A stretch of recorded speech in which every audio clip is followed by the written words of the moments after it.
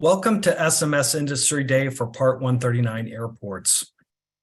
I'm Burke Rhodes, the Manager of Airport Safety and Operations, and I will be moderating the majority of the program today. Before we get started, we would like to open up welcoming remarks from our Associate Administrator of Airports, Shanetta Griffin, and then I have John Dermody, who is the Director of Airport Safety and Standards, to share some opening words. Thank you. Hello, my name is Shanetta Griffin, and I'm the FAA's Associate Administrator for the Office of Airports. I'm pleased to announce that Safety Management Systems, or SMS, for Part 139 certificated airports was published as a final rule. Safety is and always will be our #1 mission. Therefore, we are enhancing our approach to safety in a holistic way across the agency. The new rule represents 10+ years of study, research, and improvements to evolve airport safety into the Safety Management System model. During this journey, we collected data, assessed impacts, and mitigated potential obstacles to cast the widest possible net of safety over airports serving the traveling public. We benefited greatly from the experiences of many airports that participated in our numerous SMS pilot studies. We also appreciated the feedback we received from airports, airlines, consultants, associations, and others during our rulemaking comment periods. This input helped us refine the requirements to provide a value-added system. This final rule complements the existing Part 139 rule along with our internal SMS processes for airport planning and development to deliver a comprehensive risk management approach to airport safety. With this SMS rule now complete, the Office of Airports adds one of the critical remaining pieces to the FAA's agency-level state safety program. SMS practices and the safety benefits they provide can now be found in the flight deck, air traffic control, and airport operations environments. This rule further demonstrates the agency's ongoing commitment as the safety leader in the international aviation community. We know that some airports have already implemented SMS while we develop this rule. We are inspired by their forward-thinking approach to safety. We ask for them to join us as champions and a source of guidance and leadership for the airport community as others begin to develop and deploy SMS on their airports. My team and I look forward to working closely with the airport industry over the next several years as Part 139 airports begin implementing this important rule to further enhance airport safety for the flying public. Thank you. Hello, everyone. Welcome to our SMS for Airports Industry Day. It's great to see so many people tuning in. I'm John Dermody. I'm the Director of the Office of Airport Safety and Standards for the Office of Airports. And as Shanetta just mentioned, the FAA has taken a holistic approach to how we manage safety across the agency. This Part 139 SMS rule is key to casting the widest safety net possible across airports. While our existing Part 139 rule has been very effective to ensuring safety on airports, SMS for Part 139 will allow us to move to a performance-based safety management system, which will best address safety at an organizational level. For those that have been following our rule, you certainly recognize the time this project has taken. As Shanetta mentioned, it's been over a decade. So we're excited to be launching this, and we're happy that a lot of you have already put some voluntary SMS programs in place, and we're hoping that you lead us all forward and work with other airports to be the champions. We've been deliberate in our timing to ensure we collected the lessons learned from the pilot program, along with ample opportunities for feedback from industry on how we can ensure our rule is adaptable for Part 139 airports of all sizes and varying complexities, while ensuring the necessary level of safety. During the rulemaking process, we even took the necessary pause to allow for additional stakeholder feedback to ensure our rule appropriately took into account any airport changes as a result of COVID. We recognize airports have different structures, staffing, and needs. We listen to industry to address previous concerns over scope, scalability, and flexibility. Today, this rule is applicable to more than 200 of America's busiest commercial airports. This rule is also important because it will now align the United States with the current ICAO standards and recommended practices, the SARPs. Today represents one of the first days of our outreach to stakeholders. I can assure you that today is not the last. My team and our regional management and staff will be working closely with your airports as you are developing your SMS program to meet this role from initial transition to final implementation. As you are all likely aware, the FAA Acting Administrator, Billy Nolan, recently held an industry safety summit with over 200 industry stakeholders to develop actionable focus areas to further strengthen safety across our system. One of the key takeaways from the summit was to ensure SMS for airports is effectively implemented over the next 5 years. While the rule affords airports a prescriptive time to implement SMS, we always encourage airports to push forward ahead of the published timetables, where and when appropriate, to further enhance safety in the system. We will be there to help you along the way. We will work together to address any questions that you have as you're developing your SMS manual and your implementation plans. I also want to highlight that we can provide financial assistance for the development of an SMS manual, the implementation plan, and the procurement of SMS software. Please reach out to your local airports district office or your regional office to discuss. Again, welcome to our airports SMS Industry Day, and we look forward to a continued strong partnership as we implement formal SMS programs at key 139 airports. At this time, I'll turn the presentation back to Burke Rhodes, who is the Safety and Operations Division Manager for the Office of Airports. Thank you. Great. Thank you, John. So I want to reiterate a point that John mentioned with regards to our commitment. We will work closely with you through the implementation period to the plan establishment to the point where you have a fully robust SMS plan in place. We have various different venues with outreach to industry on conferences planned in the future, and we certainly will be coming back as we learn more and things as far as information that we need to share with industry. I want to thank everybody for the great feedback that was provided. John mentioned it a little bit, but we received some great information that helped us retool our rule to be more scalable, more adaptable, and more focused. And I want to give special thanks to the Airports Council International and the American Association of Airport Executives for their collaboration and the great feedback that we received from their members that have made this rule even stronger. As you can imagine, there's an enormous amount of people that are responsible for the success of this rulemaking project. From the FAA, from our rulemaking team to the attorneys, to the economists, the Office of Communications, of course, the Department of Transportation, and OMB, to just mention a few.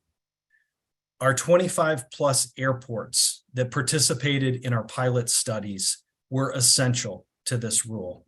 It was through that work that we determined that this rule was necessary. I want to thank 3 particular people within the Office of Airports that were instrumental to this rule. And I'll start out with Carrie Lyons, who many of you know. Carrie started this program from inception and worked up right to the very end. Jim Schroeder, who is our program manager, currently assigned to this rule. And Ken Tyra, who is from the Great Lakes region, the SMS coordinator. And Ken, as well as Carrie, worked hand in hand during the initial phases during the pilot studies. Some of you may not be completely familiar with our rulemaking and the protocol with rulemaking, but as everybody knows, we go quiet after the rulemaking period happens. We're taking information in, we're assessing information carefully, but we're not communicating anything until things are final. And I bring this point out because even our field offices only knew about the final rule and the exact language in the final rule 1 hour before the general public. So as you can imagine, we're still working on our training for our workforce. We had a very successful training class last week. We intend to roll out 2 more initial training classes to our certification safety inspectors, and there'll be more training ahead. The one thing that you expect and the one thing that we expect is that we will have consistency in this program from coast to coast. And the training is essential, and we have listened to various different states on their implementation of their SMS programs, and we have developed lessons learned and identified some gaps that we're ensuring are taken care of in our training. I think when you look at the rule and you look at it from the beginning of the proposed rule, you see that we listen to industry. This rule protects over 90% of the traveling public. It encumbers less than half of the Part 139 airports. There is a waiver provision in there that Jim and Ken will talk about a little bit later. And the timeline has been expanded to ensure that appropriate time is there for airport operators to develop robust SMS programs. What we're creating is this network effect. We will close gaps. We will cast a larger safety net over our airports. And this will be done through enhanced information sharing and integrated risk assessments. We took a holistic approach as to how we designed this rule to include all areas on the airport, including non-movement areas and ramps. And so I want to talk about that for a minute and talk about an area that we see on airports that has the most incidents and accidents. And while I can say that we have not identified any specific gaps, what I can say is there's potential gaps in communication. There's potential gaps in mitigation strategies that are not put in place because we don't have this rule that will connect the airlines to the airports. So we're super excited with that. While SMS is new for the external rule, the internal SMS program that we've had in the Office of Airports since 2010 is not new. And so we have used this rule and SMS principles in our planning and our development, and we have enhanced construction on airports due to the SMS oversight. Internally, we found it successful. Externally, from our airport operators have recognized how SMS increases safety. So today we have 2 sets of the program. The first half, I will have Jim Schroeder and Ken Tyra, who will talk about the 139 rule from a high-level overview, and then also go over the web resources and the information that we have. And if you haven't had a chance yet to take a look at our website, I encourage you to do so. We're proud of what we've put on there already. We continue to add to it. We want it to be a useful resource for airports as they're working on their implementation plan into the development of their final plan. The second half, we're excited to have an amazing panel of SMS champions. We have a large hub airport that has already implemented SMS on their airport. They tell us that they're in compliance with our existing rule. And this particular airport was there at the onset of our pilot studies. We also have a general aviation airport and an airport manager who brought SMS to his airport, believing in the principles of SMS, and has an SMS program for an airport that will not be required to under this particular rule. We have 2 leading airlines that are leading safety in their airline operations through SMS. And we have a leading flight school using SMS to enhance safety in flight training. So at this point in time, I would like to turn it over to my team. I'll turn it over to Jim Schroeder for an overview of the rule. Jim, over to you, sir. Thank you very much, Burke.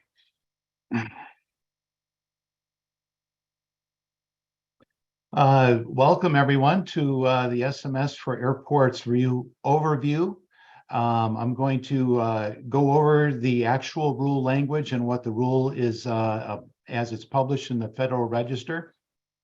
This is important to understand so that we get context of what the further conversations are doing later on in this broadcast. So let me see if I could advance.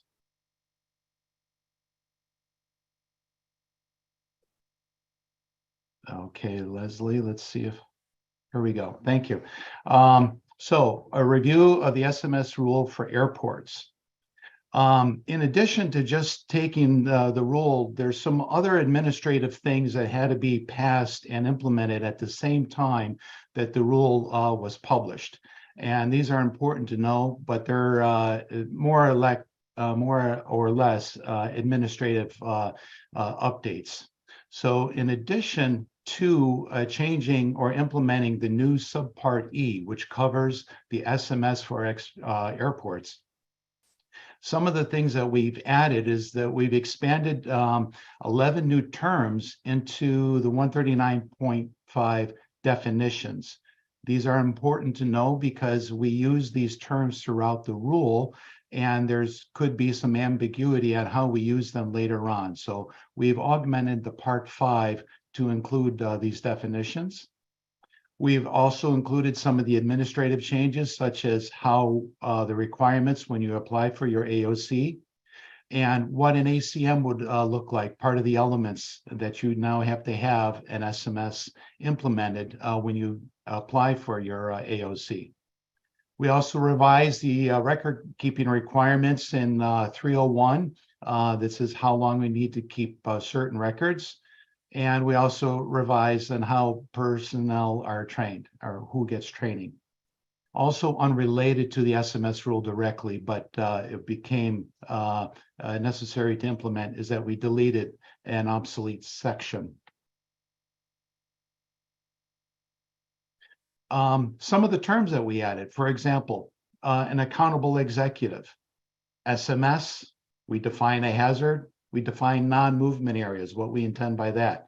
Risk analysis, risk mitigation, and of course the four pillars or elements of an SMS.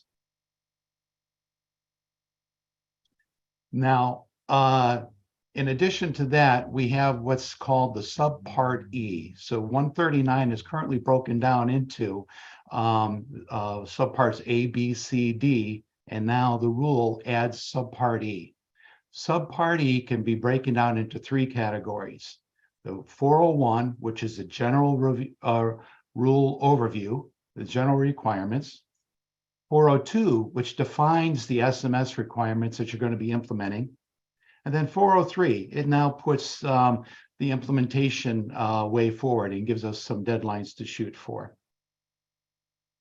So for section 401, the general requirements. This, I am going to be reading to you or discussing to you the way the rule is written, and I'll try to add interpretation, but what you see on the screen is the actual language from the rule. So what 401 defines is the who is required to implement the rule. So for everyone that wants to obtain a 139 certificate, they have to meet at least one of the following criteria. They must develop, implement, maintain, and adhere to an SMS pursuant to the requirements below if the holder meets one of the three criteria. One, is classified as a large, medium, or small hub airport, has an average of 100,000 operations, total operations for a 3-year running average, or is classified as an airport of entry, designated international airport, a landing rights airport, or a user fee airport. Now that may sound like a lot of words. So in other words, it boils down to these three triggers. You have to be a 139 certificate holder in order for the rule to be required for you. Now, anyone can implement SMS, but for it to be a requirement, you need to be a 139 certificate holder. 2, be classified as a hub, or have an average of 100,000 more operations per year in the 3 previous years, or three running years, or have a third trigger of international operations, basically other than GA traffic. From now on, we'll refer to this as the international trigger. Throughout the rule, we refer to them as the hub trigger, the 100,000 ops trigger, and the international trigger. Now, some airports, due to our piloting program and the feedback through the rulemaking process, still have a trigger for the international operations. Through the development of this, we now have a provision under certain conditions. These airports can apply for a waiver, and we'll talk more about that soon. Also, as the rule reads, the scope of the safety management system will incorporate, of course, the movement area, and now we're extending it to the non-movement area and other airports addressed in this part, other portions of the airport addressed here. The SMS should also be correspondent in size, nature, and complexity of the operations, activities, hazards, and risks associated with this.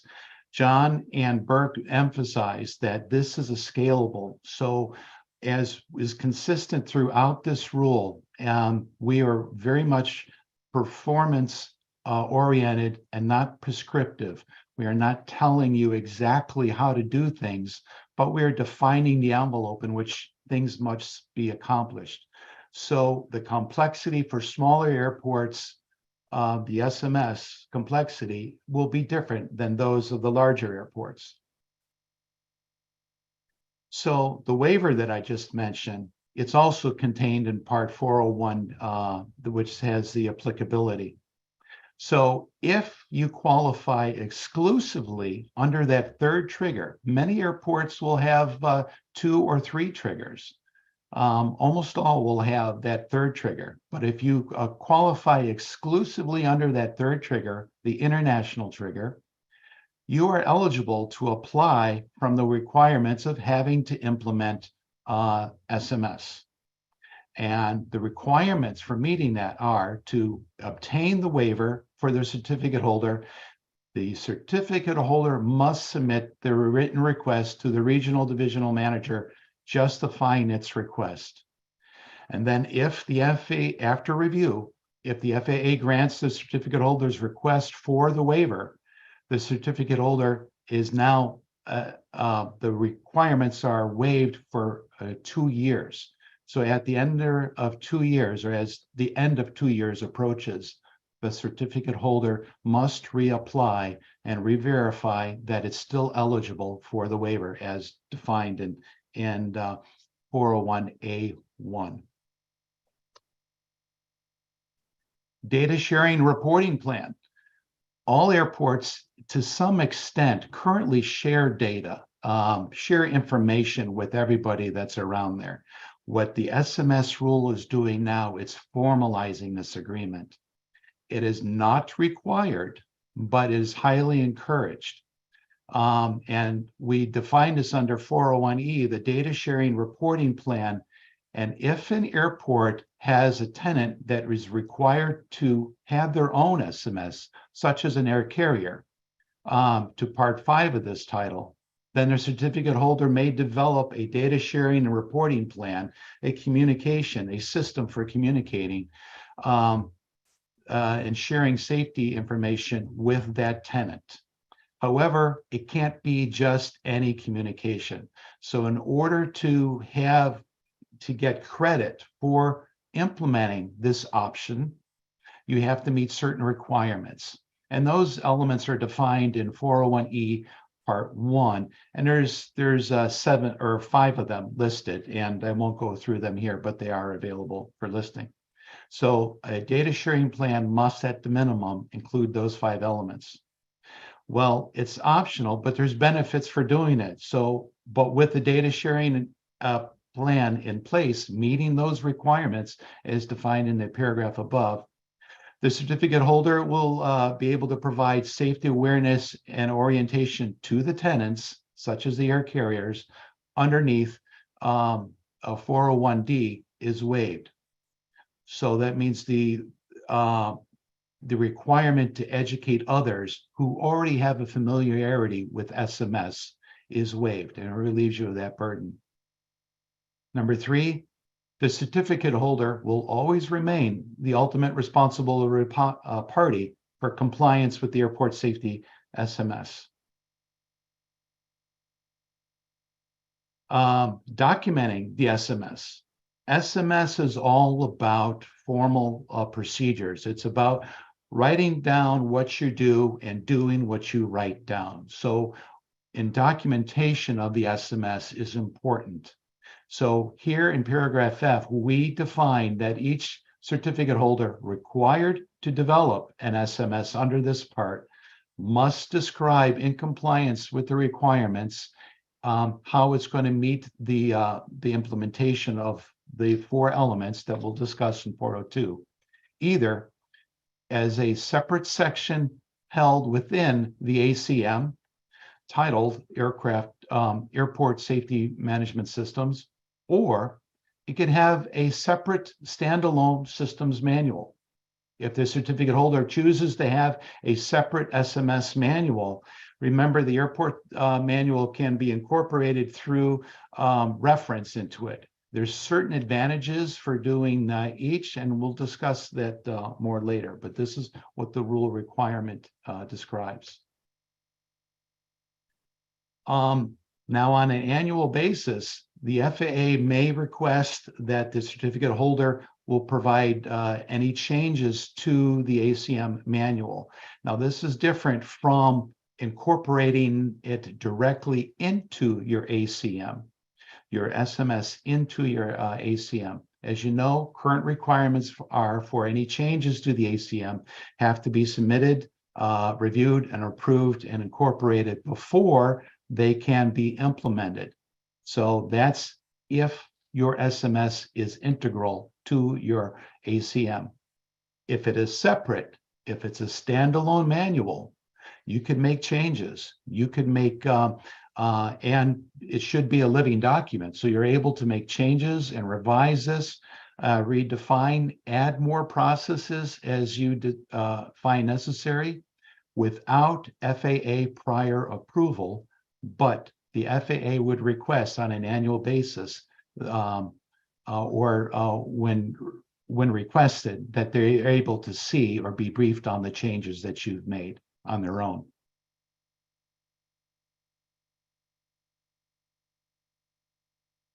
Now, in the event that you are no longer a 139 certificate holder, you still have to continue implementing SMS. So, but we have provisions for SMS cessation. For example, you must continue to develop, implement, or maintain or adhere to your SMS depending on when you are no longer qualified for a trigger for either one of 2 periods, the longer of one of 2 periods, either 24 consecutive months after everything is implemented and being executed, or 24 months from the date it no longer qualifies under the 401A, which are the triggers that are defined. But we highly recommend that you never stop implementing your SMS because that's why it's here. It's a safety benefit. So to summarize what section 401 of the rule is addressing, it addresses the applicability of those who are required to implement SMS. And it also defines what a waiver is and who could apply for it. It notes the scope of SMS, such as the movement, non-movement areas, and other areas on the airfield. 401 also defines the SMS documentation requirements. And 401 also talks about the permitting the use of data sharing and reporting plans so that we don't duplicate efforts. Now, 402, the next section, talks about the components of a safety management system. What 402 does not do, it does not educate you on SMS. It does define the minimum requirements that your SMS will contain in order to qualify and meet the rule intent. You're encouraged to go above and beyond the minimum.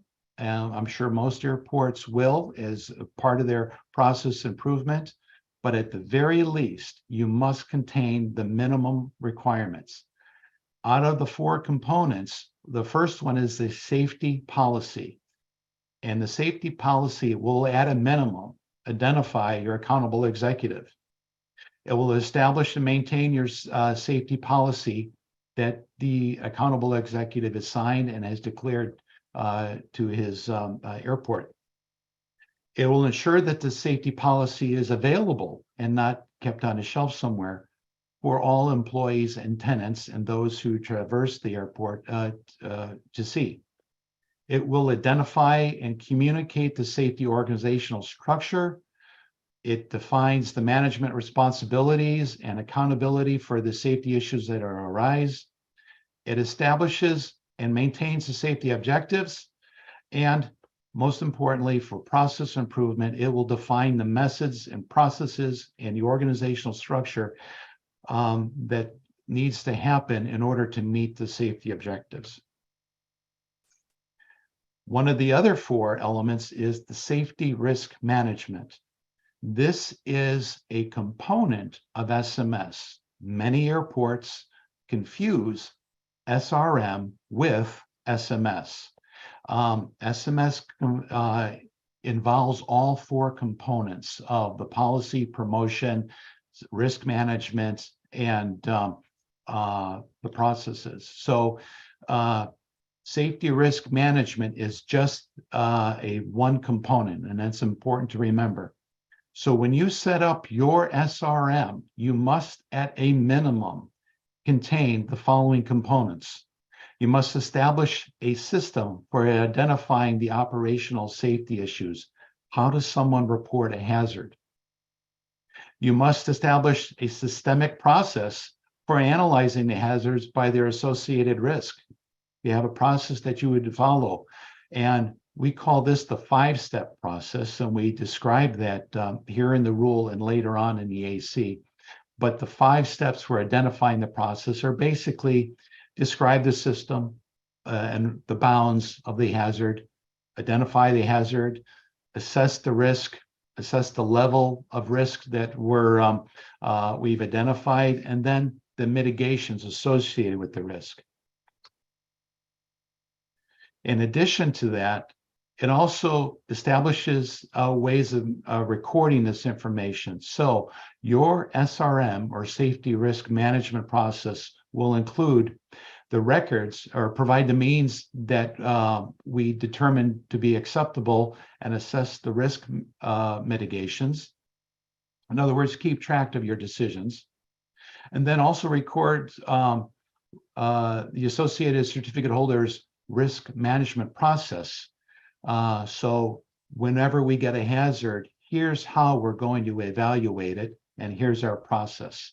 And you're going to keep those records so that if we, well, one, it's beneficial to you to always keep your records because it's part of the safety awareness, safety assurance, is to revisit your decisions made to ensure that you made the proper decision in your mitigation. But so if you keep those records, we could also come back and say, let's review your process here. Maybe it needs improvement or some tweaking.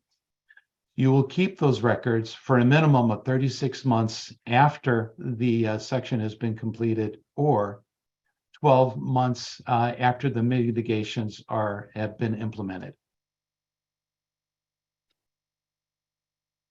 It also, the SRM talks, or the third component is safety assurance.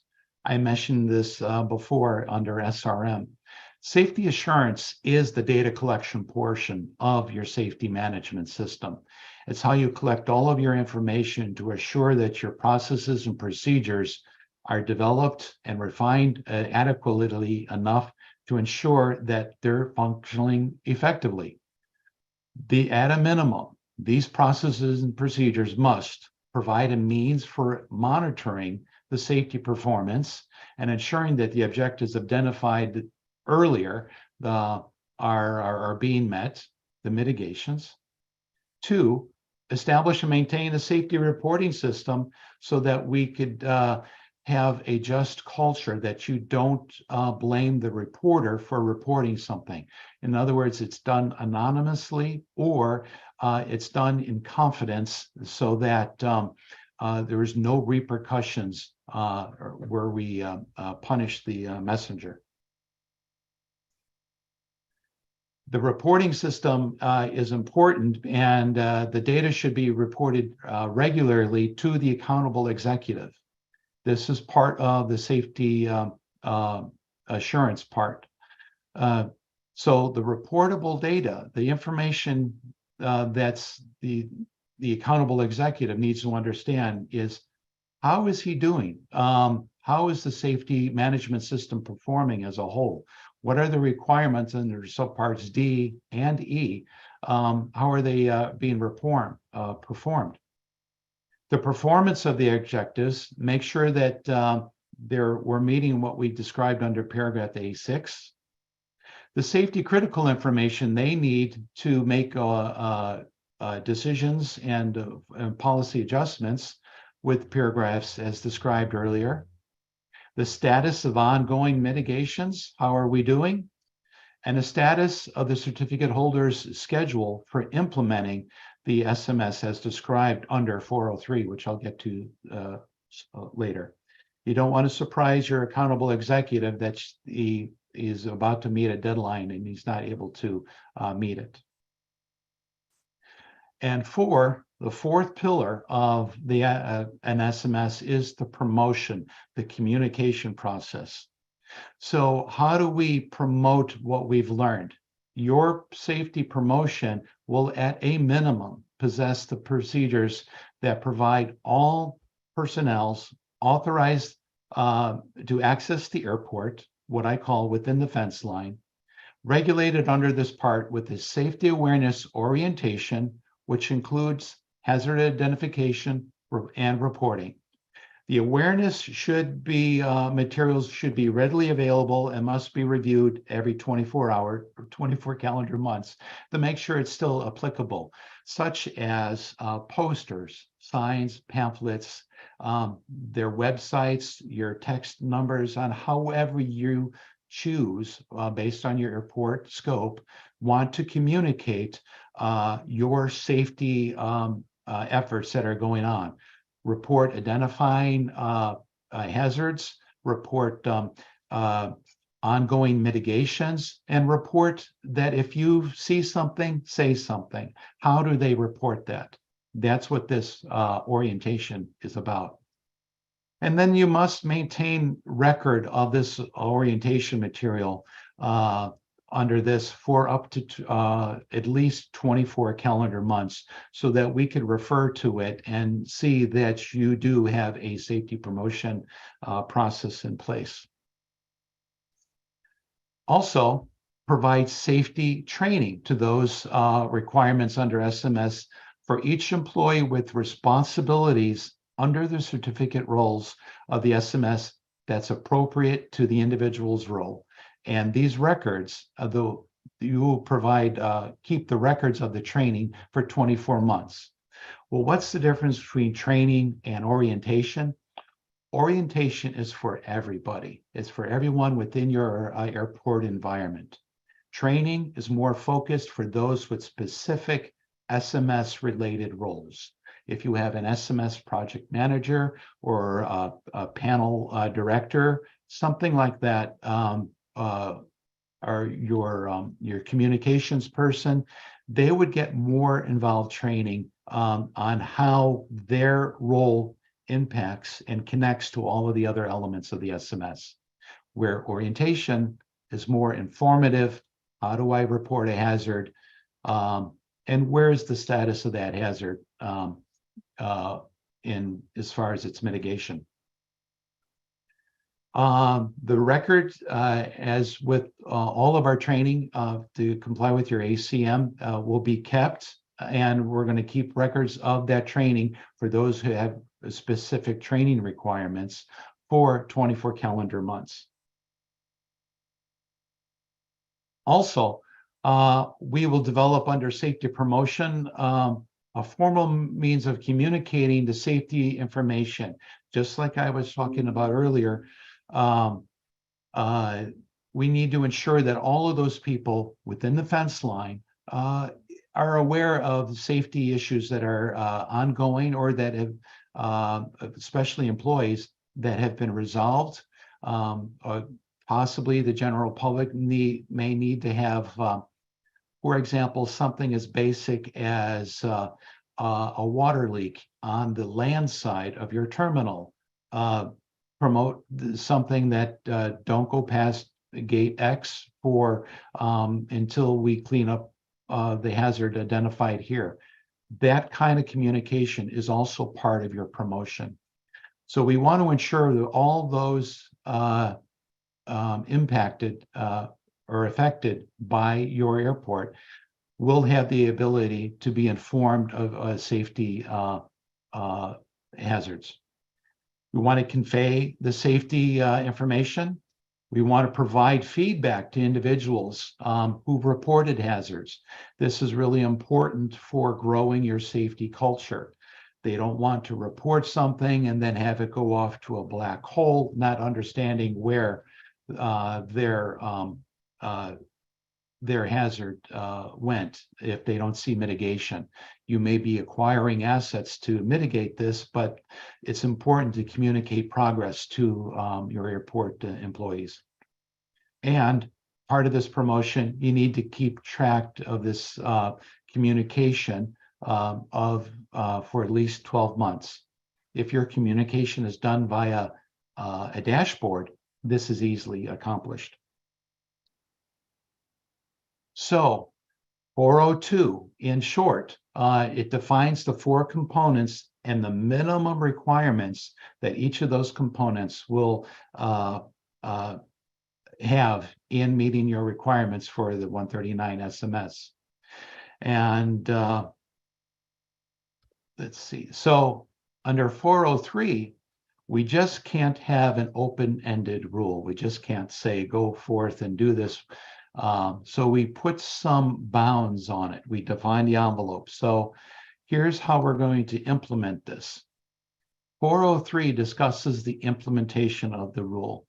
So each certificate holder will be required to develop, implement, and maintain and adhere to an SMS.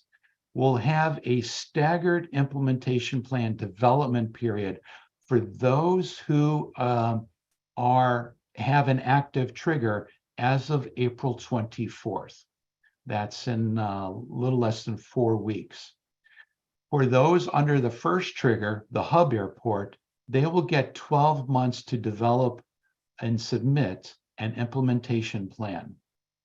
For those under the 100,000 ops, they will have 18 months to develop and submit their implementation plan. And for those who qualify under the international trigger exclusively, they will have up to 2 years, 24 months to develop their implementation plan. As of April 24th, months from now, years from now, in the future, if on new airports now have a trigger, they will all universally, regardless of what the trigger is, be it a hub 100,000 or international trigger, they will all have 18 months to implement.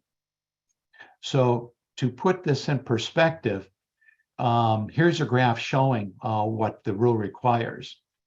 First, the 0 day is the day that the rule was signed and published. And as Burke alluded to earlier, we have 60 days to get all of the messaging, all of the training in place, all of the communications out. And then we start our effective date of the rule. which is April 24th. So technically, as of today, there is no rule because it's not in effect yet. But on Monday, April 24th, the rule takes effect. And those with respective triggers of 100K, of hub, 100K, or international will have 12, 18, and 24 months maximum to implement or to submit an implementation plan. Now, and again, as far as timeline goes, for all new qualifiers, those joining after April, this day, they will all universally get 18 months to submit this. So what is an implementation plan, you ask? Good question. An implementation plan is just that, how you plan on implementing the rule requirements. It's a detailed proposal on how you're going to do this. It also contains the schedule, milestones in which the SMS components and their elements, as described earlier, will be met. The schedule will include timelines for the following requirements, such as developing the safety policy statements, as we defined earlier, and when it would be made available to all of the employees. It will also identify your communication plan, these milestones for that. It will identify the timeline and how you're going to establish a system for identifying your hazards or your operational safety issues. It will establish the means of which you're going to communicate these safety hazards as prescribed earlier. And it will develop and provide and maintaining safety awareness orientation materials, as we described earlier, and provide specific SMS training for those employees that require it, that meet those requirements that have training versus orientation. It also develop, implement, and maintain the means of communicating important safety information, as we described previously. Your implementation plan will also describe any existing programs, policies, procedures that the certificate holder already has in place and may be using and intends to use to meet these requirements of the subpart.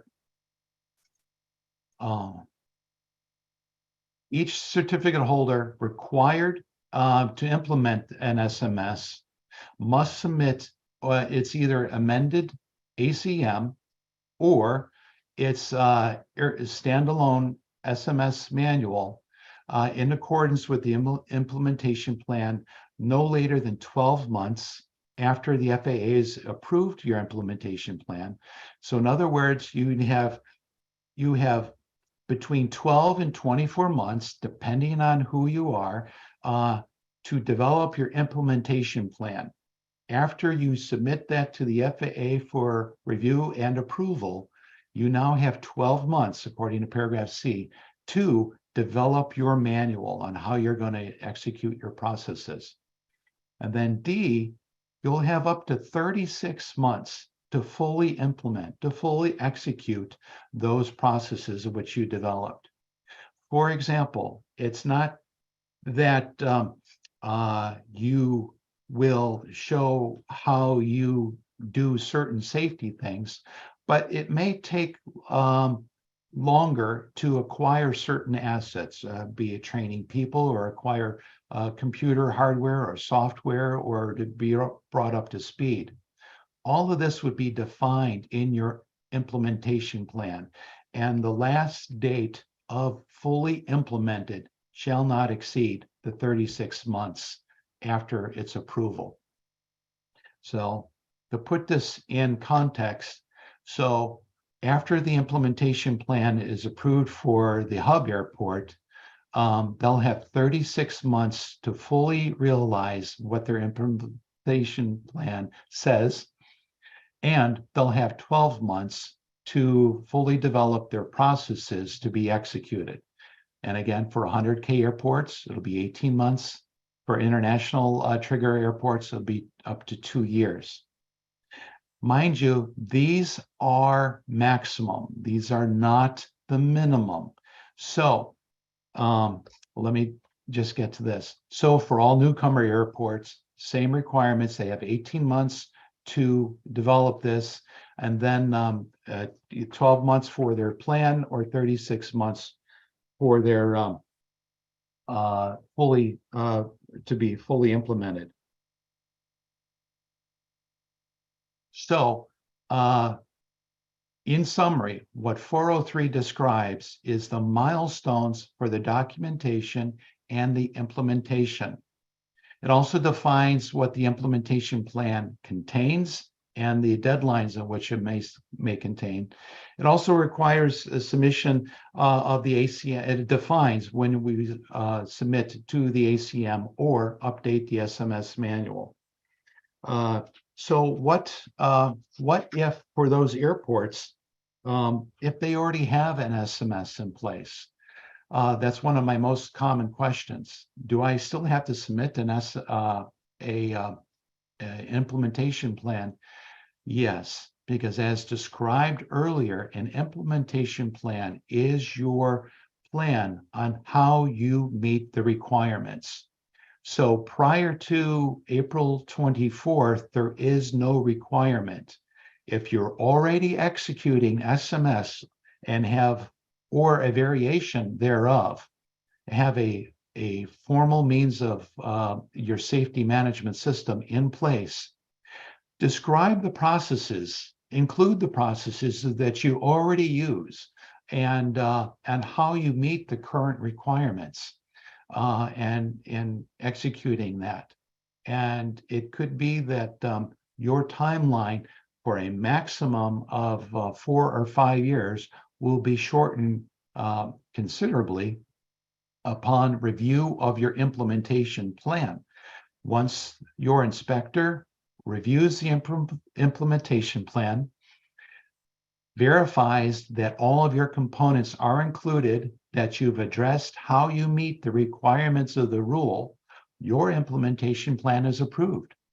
And when it comes to your dates and when you are going to achieve these things, your processes may already contain what the required elements are. If not, we discuss how to fill that. We call that a gap analysis on how we can modify or increase or develop something that's not currently in production that we need to develop and put that part of our SMS manual. And most importantly, implementing SMS. Now, even though SMS says 36 months, it's important to know it is not a finish line. SMS will go on for as long as you are operating as an airport, hopefully. At the end of 36 months, what that means is those are all the elements contained in the rule are in place and are being used. Since SMS is a continuous cycle of refined improvement, you will be developing your safety culture, increasing your safety awareness and your promotion. And as the next generation of employees come on board, embracing the formalities of having a formal process of doing what we said we were going to do. So SMS does not end at 36 months after approval. It continues for the life of the airport.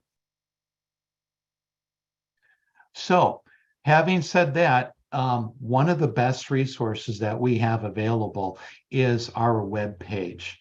And to discuss that now, I want to invite my co-lead for all of this, Ken Tyra, and he'll discuss some of the components of the web page. Ken? Thank you, Jim. Good morning, good afternoon, everyone. Thanks for joining us on the Industry Day today.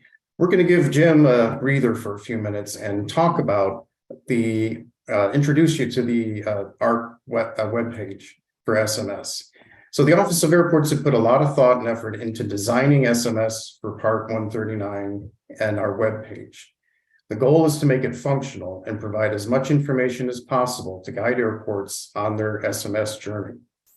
You can find answers to a lot of questions that are often asked, questions such as Jim mentioned, is my airport required to implement SMS? How do I get started? What do I do if I already have an SMS? We provide resources and guidance to help airports develop and implement the SMS, as well as publicize opportunities on behalf of the FAA for networking and outreach.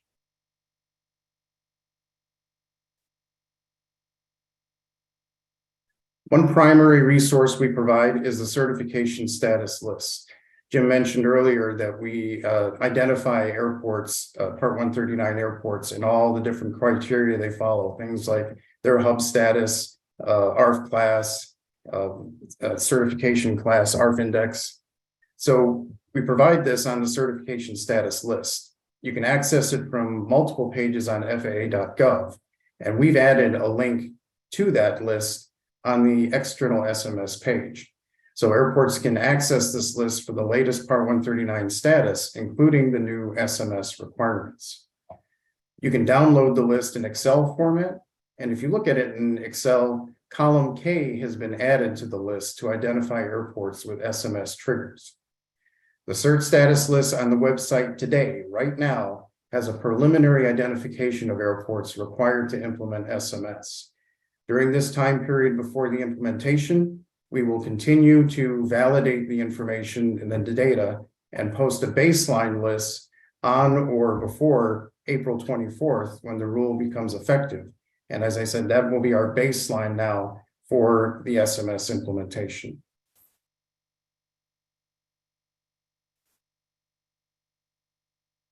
I want to digress briefly from talking about the web page. A lot of questions that we got ever since the rule was signed and we publicized the effective date was, where is the Office of Airports? Where's the FAA getting the information they use to decide on these SMS triggers?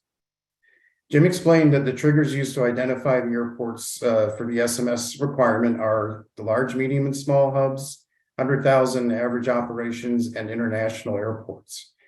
We plan to collect and update this data annually. Typically, it'll be at the end of the calendar year. Airport status changes, essentially the triggers, don't become effective until the Office of Airports publishes this list. The Office of Airport Safety and Standards branch is responsible for conducting the data analysis and identifying SMS requirements.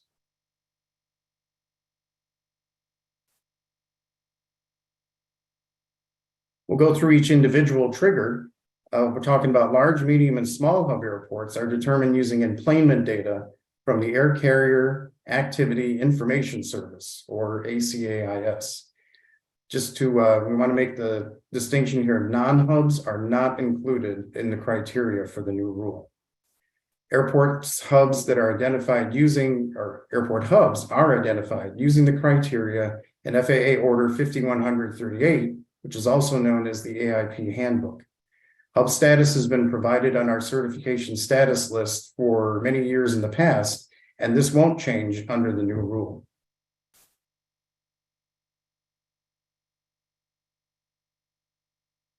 Calculation of the 100,000 average annual operations uses two sources. First, the FAA Operations Network, which is our official source of air traffic operations, is used for towered airports. FAA's Airport Data Information Portal is used for non-tower airport operations.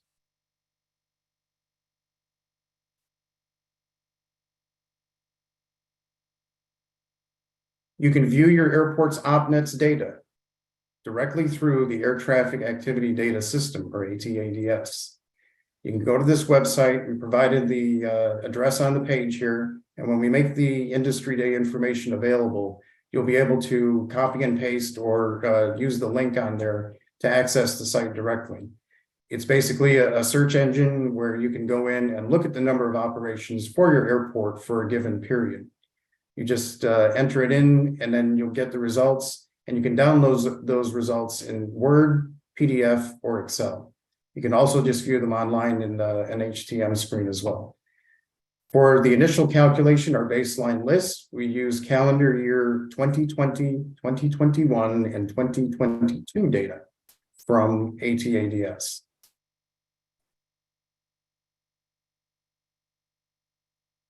We use the operations data in ADIP for non-towered airports. This data is typically reported by the airport to the FAA during the periodic inspection and then entered in manually by the inspector. You can go and view the data that you have in ADIP by going to your ADIP site and looking under your loc ID in the facility details section. It'll give you a breakdown of all the different types of operation and then the total number of operations.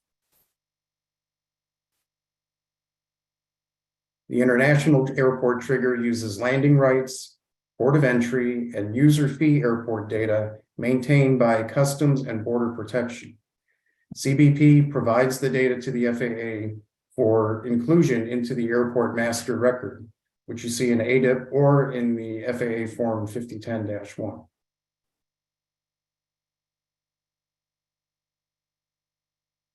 To view that status in ADIP, you go back to your loc ID site and you can look under your facility details section again. If CBP has identified your airport as landing rights, port of entry, or user fee airport, the category that you see magnified on the screen there will show yes.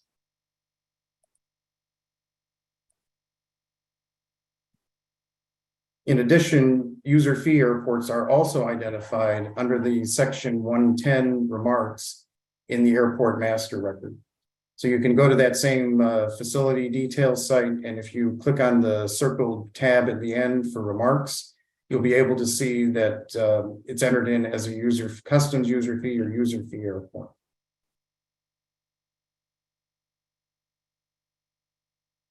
Some airports have inquired since we first published the list after the rule was signed during this interim period before the effective date about the accuracy of their airport entry, landing rights, or user fee status. Because CBP provides the information to the FAA, we can verify what information they gave us in ADIP, but airports must work with CBP to correct any information that may be in error.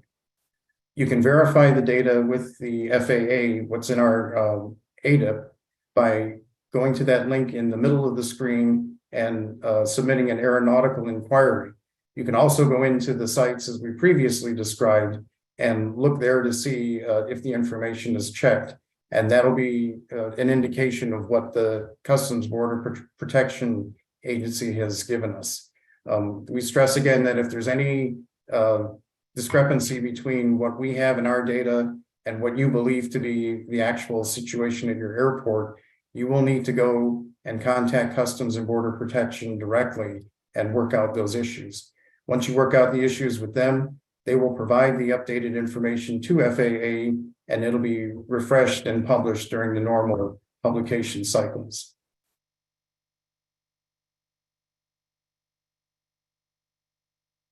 Thank you, Ken. And I want to continue to what's provided here on our webpage.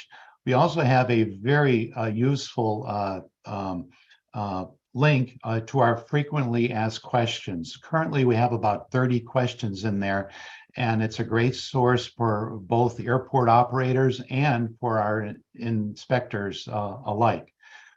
It is a living document, and it will be updated as we find commonality in question threads. And you can get to it easily by going to our external webpage and looking down on how to get started there.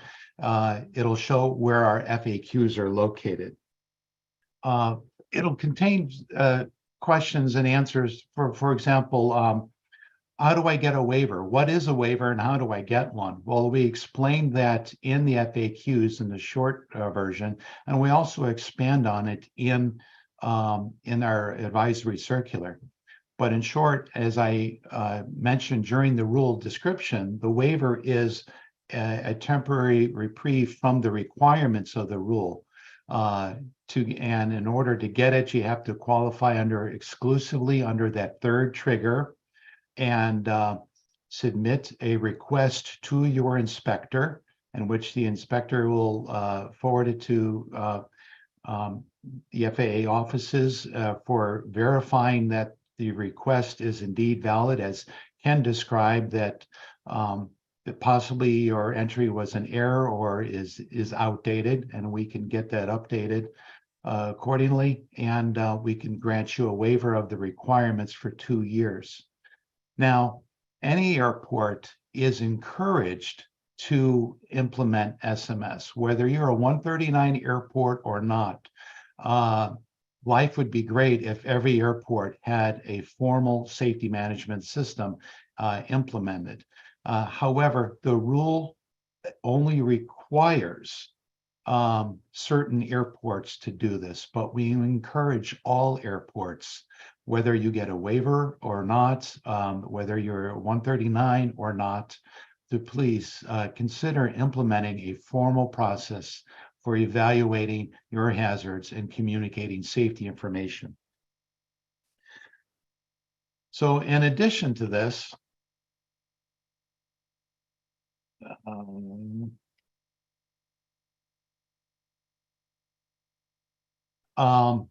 we also have a Part 139 preamble. This is the rule as it's published in the Federal Register. This is the complete rule. We have a link to it, so you don't have to go searching for it, but this is the rule and its story, basically, on how the rule was developed.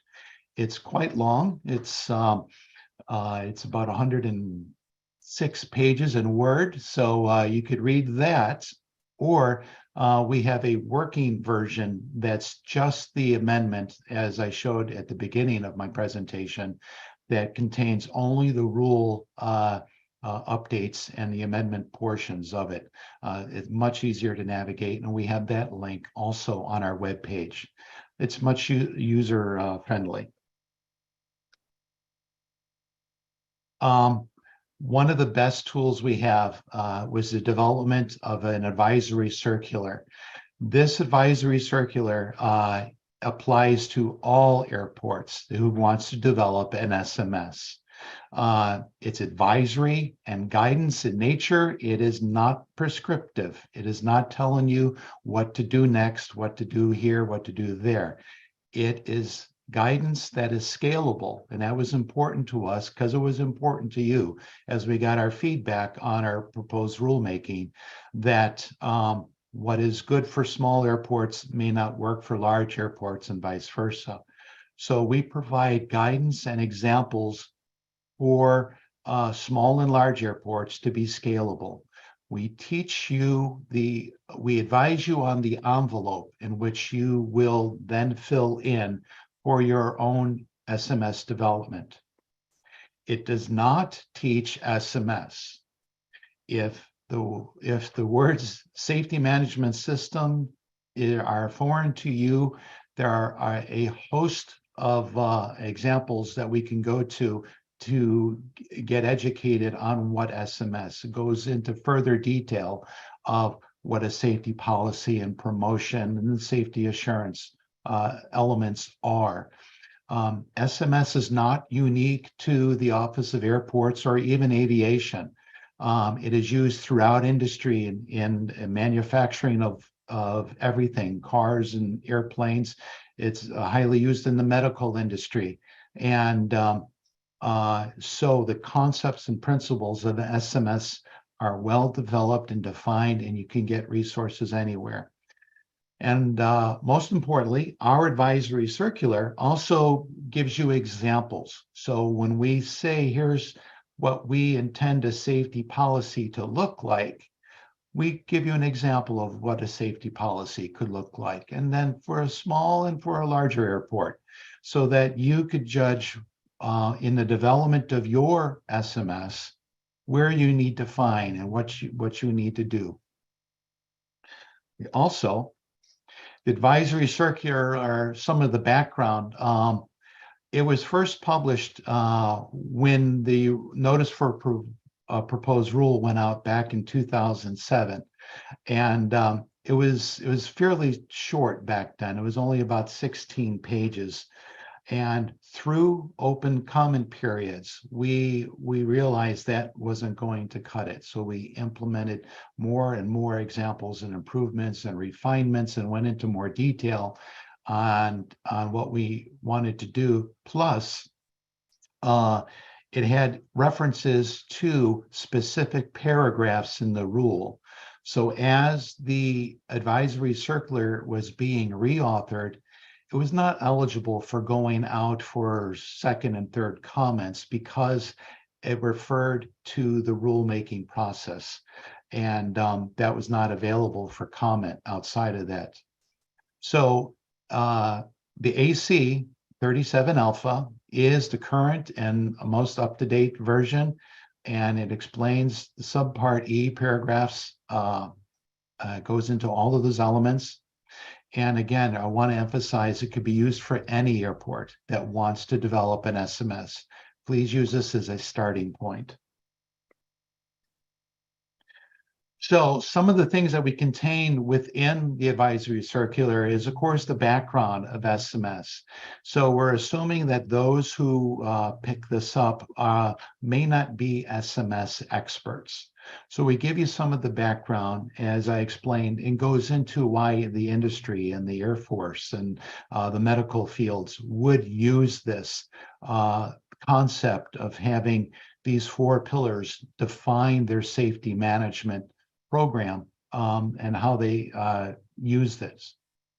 It also provides, where do I get started? For those people who are, again, are not familiar, what is the first thing you should do? This provides guidance and examples of what you should do, of course, with your implementation plan, and identify certain key personnel in your organizational structure. It goes into that. It explains how what the safety policy is and how you can meet the requirements of the rule.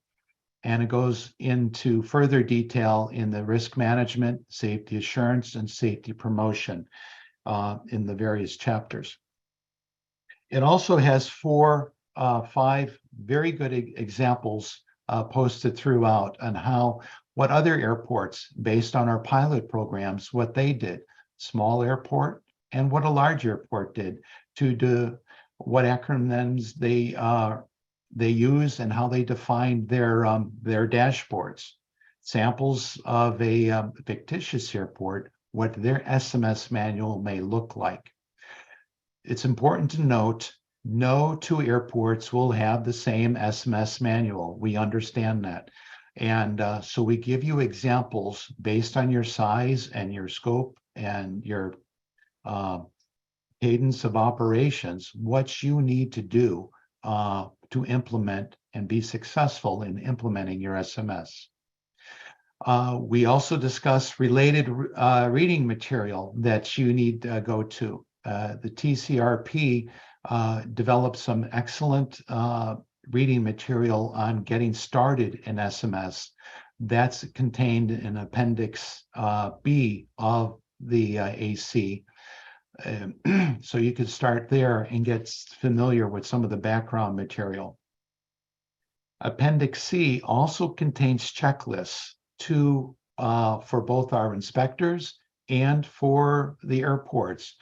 It contains basically a list of all the required elements that the rule is asking for to make sure that your implementation plan has in your implementation plan those, at a minimum, those elements accounted for with deadlines, milestones at which you will achieve those. And also, like I said, it contains examples of the manual and safety reporting, your promotion. Having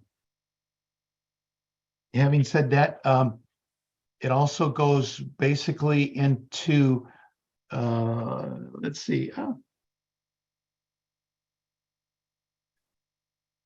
Just a moment here. It's not the slide. Ken, did you want to explain our 139 roles and responsibilities here? Certainly, Jim. Thanks. We wanted to close out this session just by giving you an overview of what the FAA or roles are and your role is in this whole development process.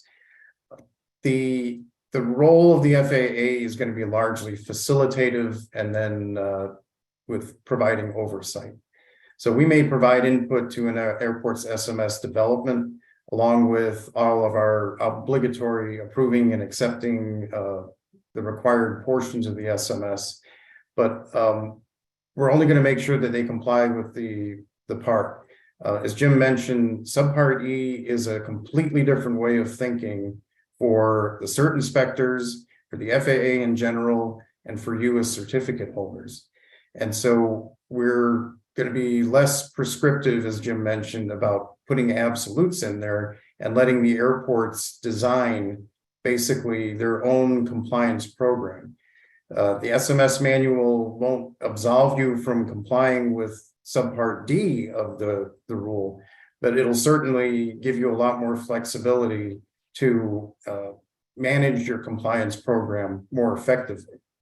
So as the certificate holders, you're going to be implementing and operating the SMS, of course.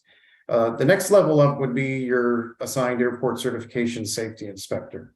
So they're going to be your main point of contact with answering questions, and then of course reviewing and approving and or accepting the documentation and implementation, and then also are going to see the oversee the implementation portion of your plan, and then eventually when you transition from the implementation plan to operating under your SMS manual, they'll be overseeing that from that point forward.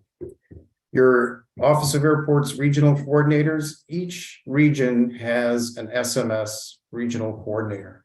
These individuals have been in place since the beginning of SMS in the Office of Airports back during the internal phase, as John Dermody mentioned.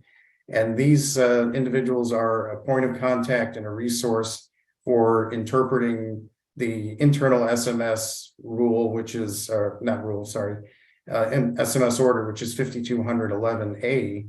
But now also their role is going to be part facilitator in taking in questions from airports, working with certain inspectors to network with other coordinators and inspectors, not just in their region, but across other regions.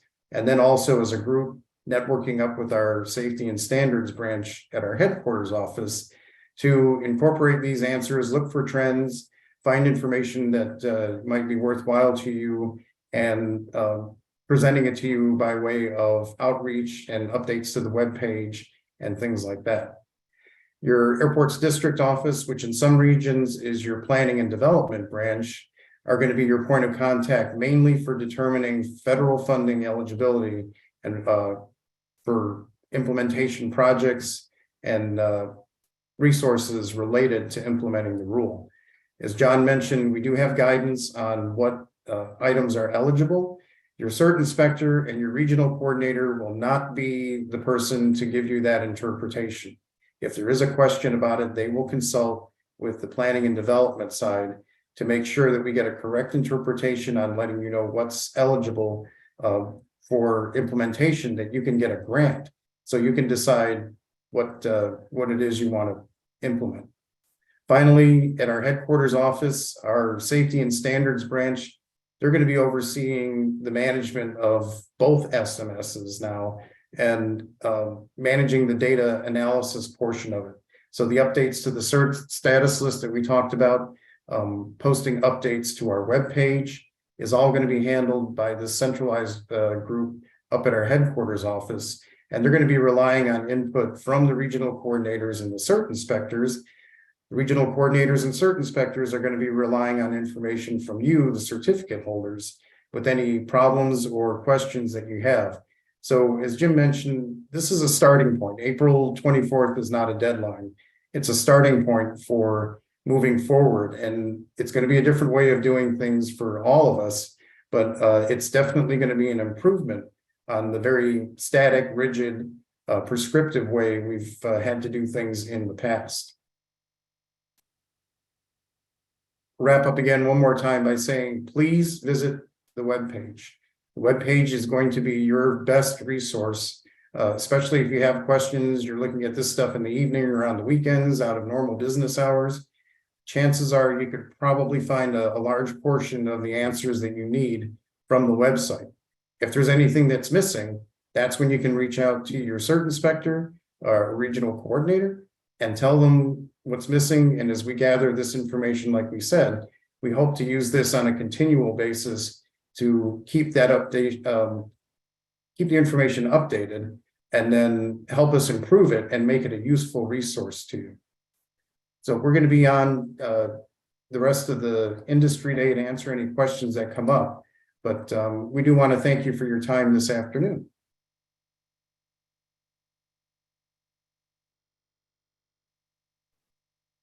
Okay, great. Thank you very much, Ken. Thank you very much, Jim.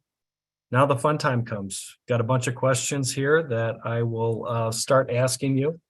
I want to start with the implementation plan, because obviously that's the first step. We've got a bunch of questions associated with that. So some of them you may have covered and touched on, but I want to hit them again. So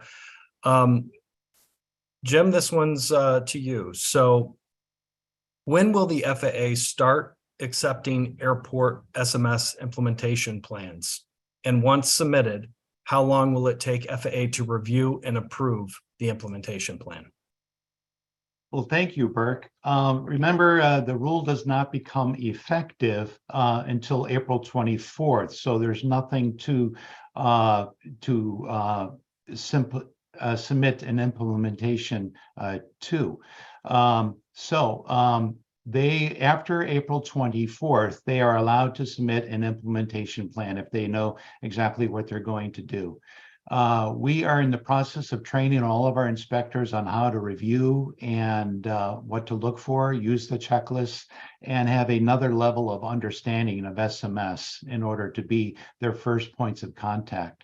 We would expect the inspectors to be trained by early May, but to answer your question directly, we would expect an implementation plan to be turned around in less than 60 days. Okay, perfect. Thank you, Jim. And Ken, this one will be for you. And this is a question that we receive a lot, even non-related to the SMS rule here. So does FAA have a required format for the implementation plan, or will that decision be left up for the airport or the region or the safety inspectors? For the most part, the implementation plan, we're not going to prescribe how you would format the plan. What we do is the advisory circular has been drafted with a lot of consideration for, again, keeping this concept of SMS as flexible as possible. So we give you the high points that you have to hit. These are the things that you need to submit to comply with the regulation. And what you're going to do is use your initial assessment as you develop your implementation plan. A lot of times it's called a gap analysis in SMS. You're going to use that gap analysis to identify what changes you're going to have to make and then put them within that structure. So as Jim mentioned, the advisory circular contains checklists and guidance on how you can correlate what you have now to what would be compliant under the new subpart E. And by following that, we encourage the airports to use that AC as a tool for doing it, not just guidance or prescription for checklists and things like that. When we're training our cert inspectors, we're telling the cert inspectors to go to the AC and use that checklist and use the guidance in there to identify and determine whether or not an implementation plan is compliant with the regulation. If we both go to the same source and work off that same source of information, the review and approval process will go a lot faster, and then you can continue on your way sooner. Thanks. Okay, great. Thank you, Ken. So Jim, this one is over to you. So airports similar to Atlanta with Scott, who has a fully functional SMS program. So if an airport has an existing SMS program, will there be some type of expedited track for implementation plan approval? That's a good question. Actually, we get something like that asked frequently. There won't be an expedited track per se because they still have to go through the same steps. Even though I have been executing my own self-developed SMS for years, the rule is a new requirement. And what they will do is they will lay out how their existing SMS processes align with the rule requirements. That's their implementation plan. It will look different because a lot of the durations explained in it may have already been met. So we will say we will meet the following by this process, and it's already in use. So their window is it looks different than acquiring resources and explaining it like that. But they still have to fill out an implementation plan. It still has to be reviewed that it meets all the requirements. So there's nothing expedited about it as far as the review process.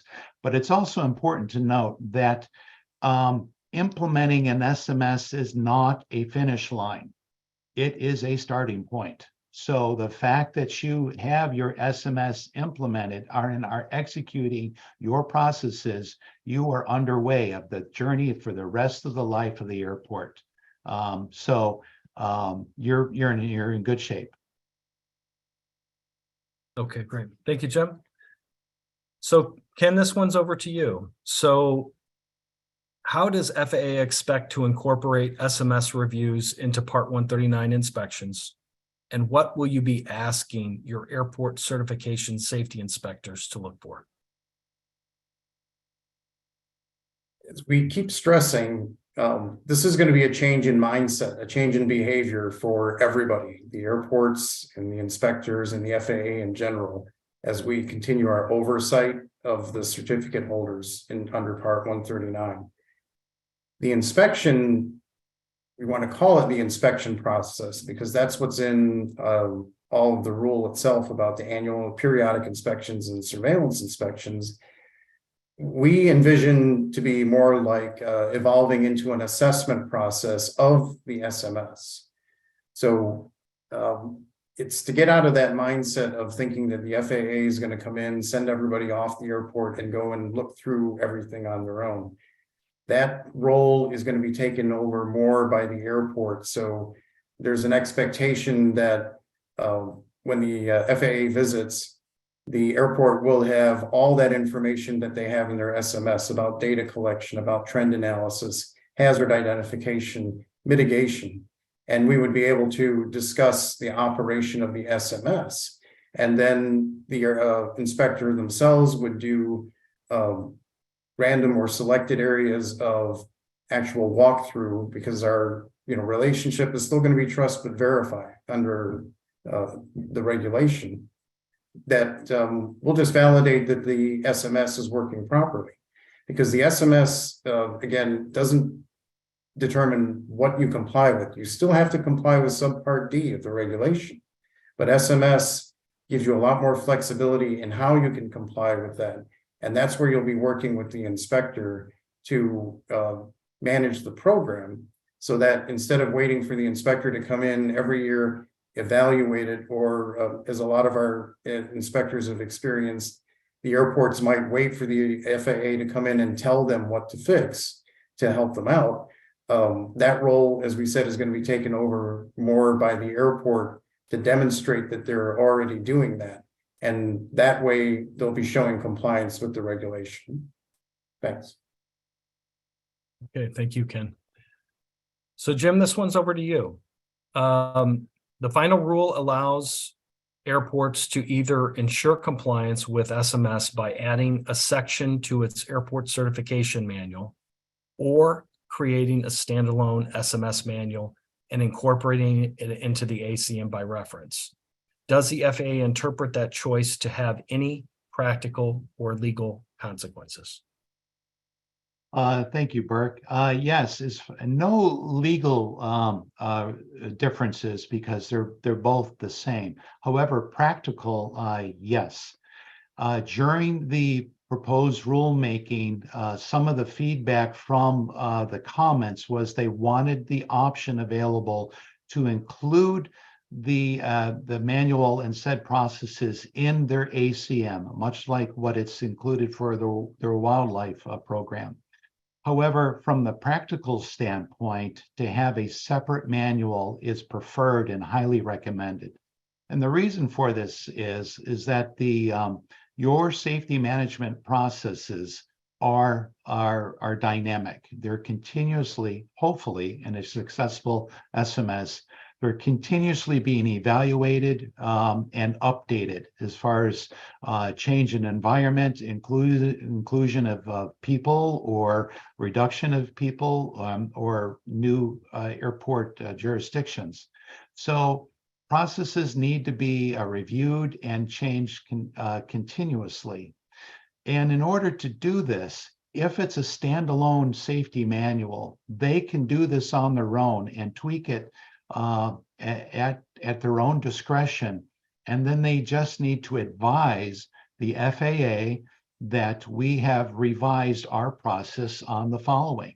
It does not require FAA approval, and it does not need to be signed off, because the FAA has already signed off in their ACM that the airport meets the requirements of the Part 139 Subpart E SMS requirements via this addendum attached as a safety management manual. And that's what the inspector will sign off on. So the details of that manual are left up to the airport and continuously updated. So even though they can do either option, we highly recommend that they have a standalone safety manual. Okay, great. Agreed. Thank you. Thank you, Jim. Ken, will the FAA review and or approve data and reporting plans either independently or as a part of the implementation plan or SMS manual submissions? Thanks.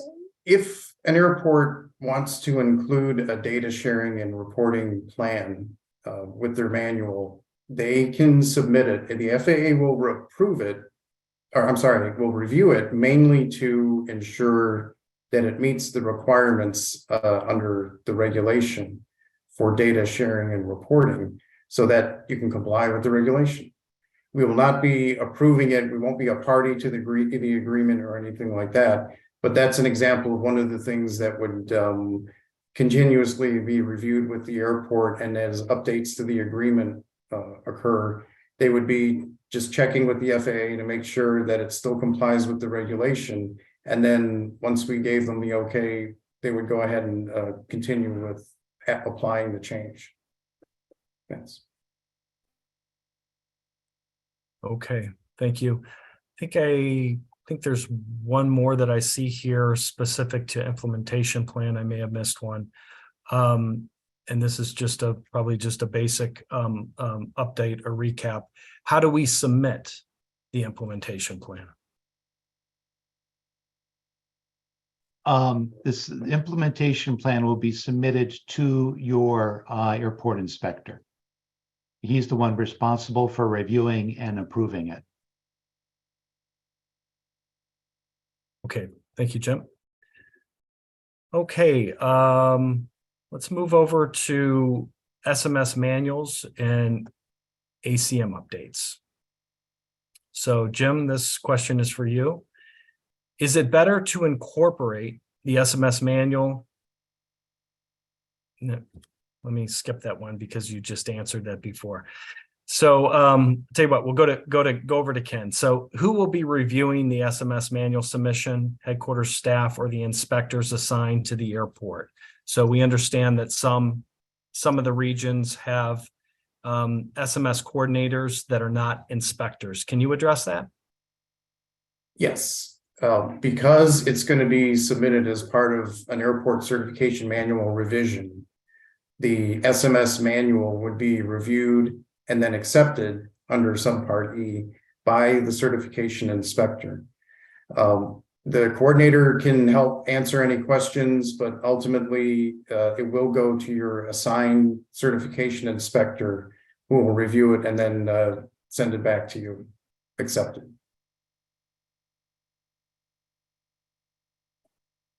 Okay, thank you, Ken. Jim, over to you. So will FAA make a hazard risk matrix available that they want airports to use, or can airports develop their own? Okay, good. For those of you who are not sure what a hazard risk matrix is, it does three things, actually. It evaluates the likelihood of a hazard occurring for a hazard risk.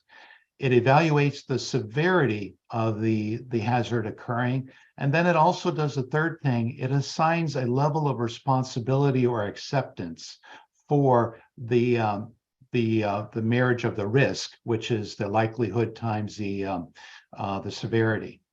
So this is unique to every airport.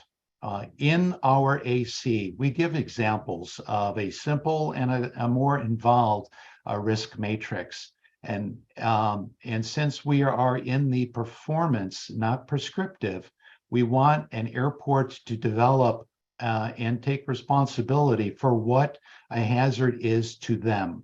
So they will then define what frequency, what units they use for a given hazard.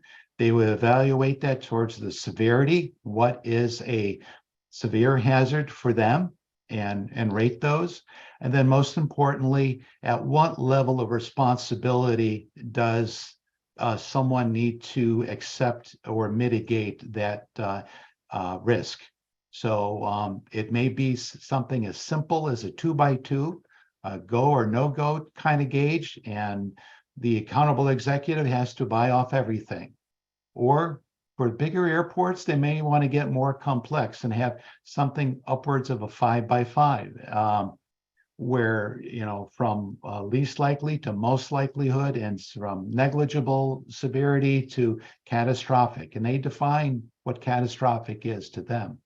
And then the levels of acceptance, who signs off and accepts that risk. So we do provide guidance in the AC, but we don't recommend any particular matrix. Okay, great. Thank you, Jim. Jim, one more for you here on SMS manuals and ACM updates. Will FAA make sample checklists available that inspectors will use when reviewing the SMS manual and or ACM updates for airports to submit? Yes, we do. As I was mentioning before, the advisory circular is a wealth of knowledge on interpreting and executing the rule requirements. In it, Appendix C are some example checklists. These could be used by both the airport developing their implementation plan and the inspectors. We have a checklist in there that simply outlines these are all the requirements as defined in specific rule paragraphs. So what the inspector will do, will use this checklist to ensure that that element is contained in their SMS implementation plan. Since it's a published checklist, the airport, the developer of the implementation plan can also use the same checklist to ensure this element is contained within. Okay, thank you, Jim. Ken, over to you. Want to hit a little bit on the important topic of consistency and what we've been talking about here as we roll this program out. So how will FAA incorporate SMS reviews into Part 139 inspection? As we mentioned before, it's going to be more of an assessment rather than an inspection. That's part of the mindset change that we've been trying to stress the whole time. So a systemic assessment would be more to look at your processes and how the SMS is functioning, and identifying if there are any things like, traditional black holes or gaps in your processes, dead ends with corrective action being done, or people operating in silos without communicating with each other, like your ops and maintenance groups. We're going to be looking at the systemic operation of your airport. Many airports in the past, you've probably had an inspection where when we do the closeout, the inspector will sit down and say, we found numerous paperwork actions. We've determined from that there is a more systemic issue of training or usability of the forms, and the corrective action would be revise the form or improve your training or add training. Under an SMS, that part of the compliance identification and corrective action would be done by the airport and presented to the FAA. So as long as we see that you're doing that consistent cycle of assessment with under risk management, you're doing the assurance, you're doing the promotion, and that you're finding these things and correcting them basically before the FAA comes out and points them out to you, that's something that we, I think, envision as a successful inspection in the future. Okay, great. Thank you, Ken. So I touched a little bit on this on my opening remarks, but since you and Jim have been doing some training for the workforce here, and we've been having these discussions about the consistency, want to ask this question. So airports have reported seeing variations from inspector to inspector during Part 139 inspections. What steps is FAA taking to ensure that the assessment of implementation plans, SMS manuals, and future inspections are consistent? We're looking again at a more systemic change to the Part 139 compliance program and its oversight. As you mentioned, under Subpart D, very prescriptive. The inspector ultimately determines what means is acceptable to the administrator, and that can be influenced by their own experience or other things happening at the airport, other circumstances. They're left to do that evaluation on their own.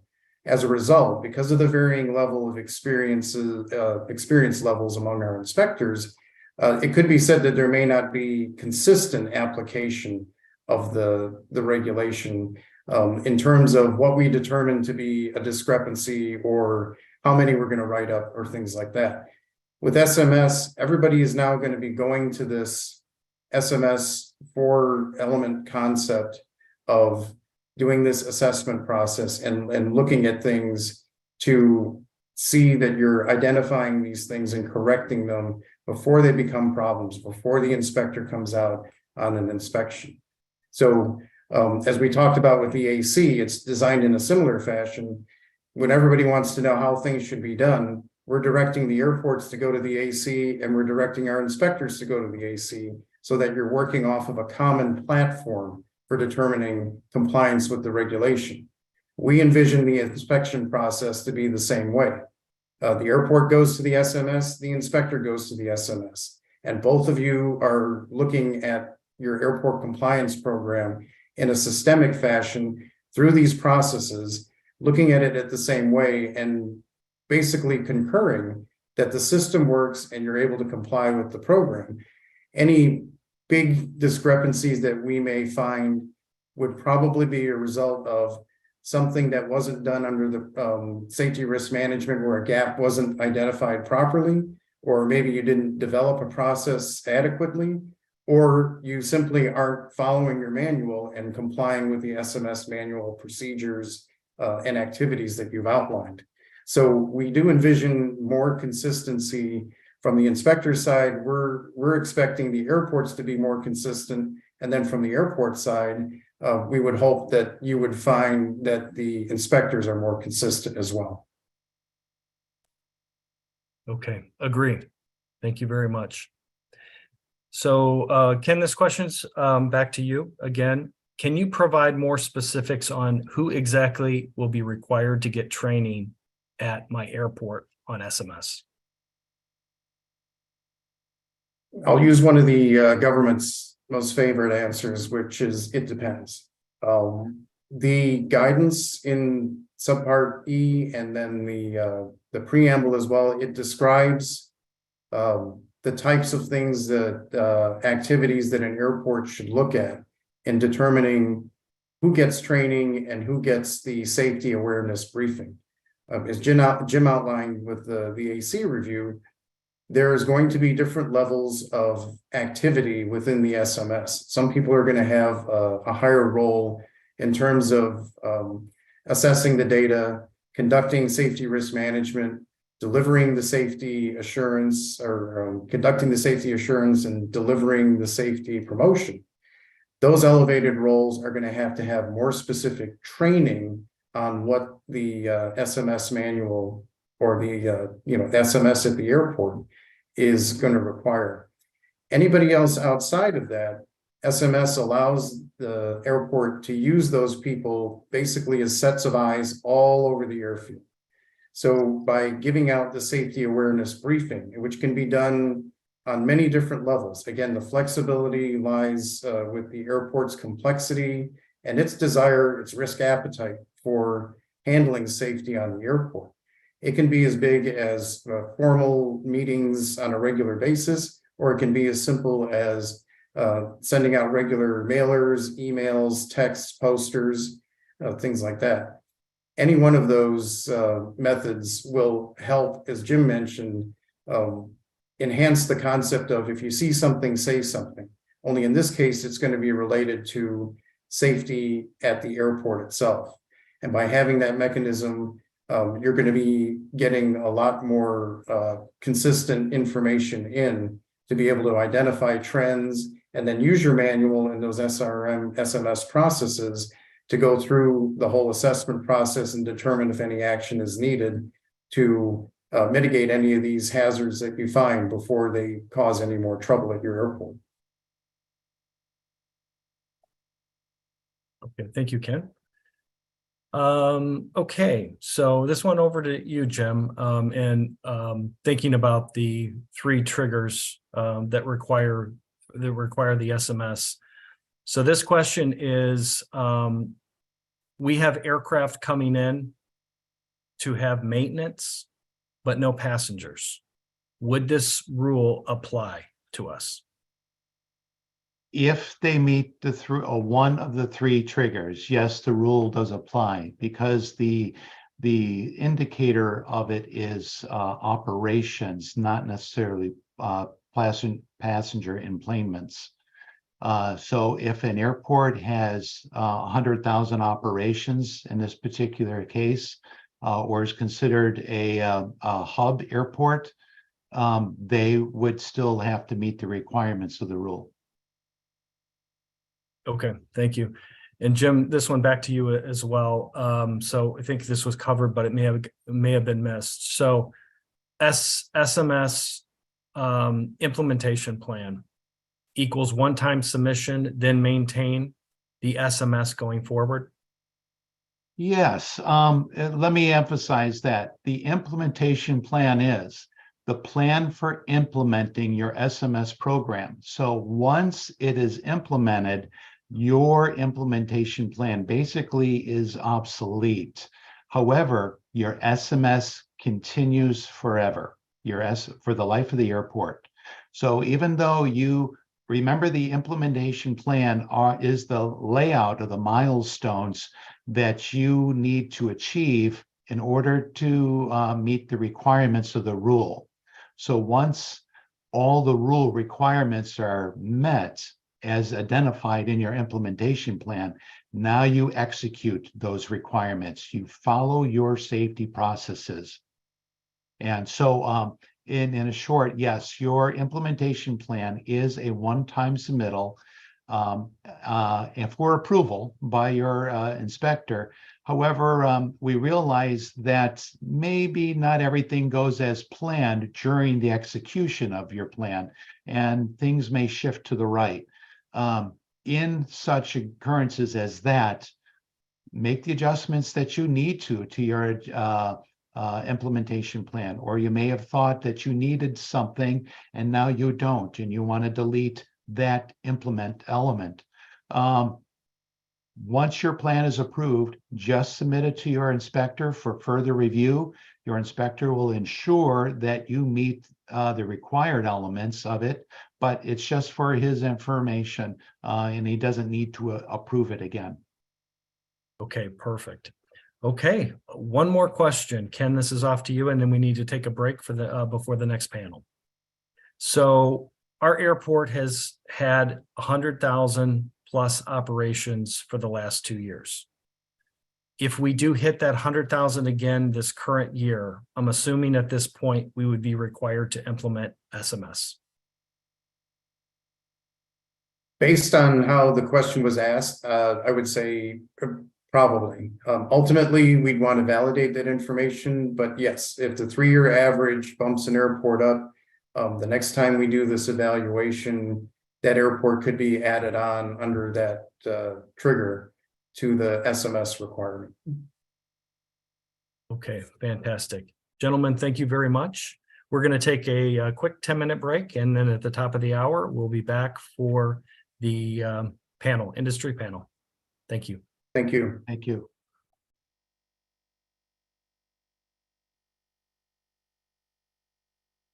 Okay. I think we're ready to start the second half here.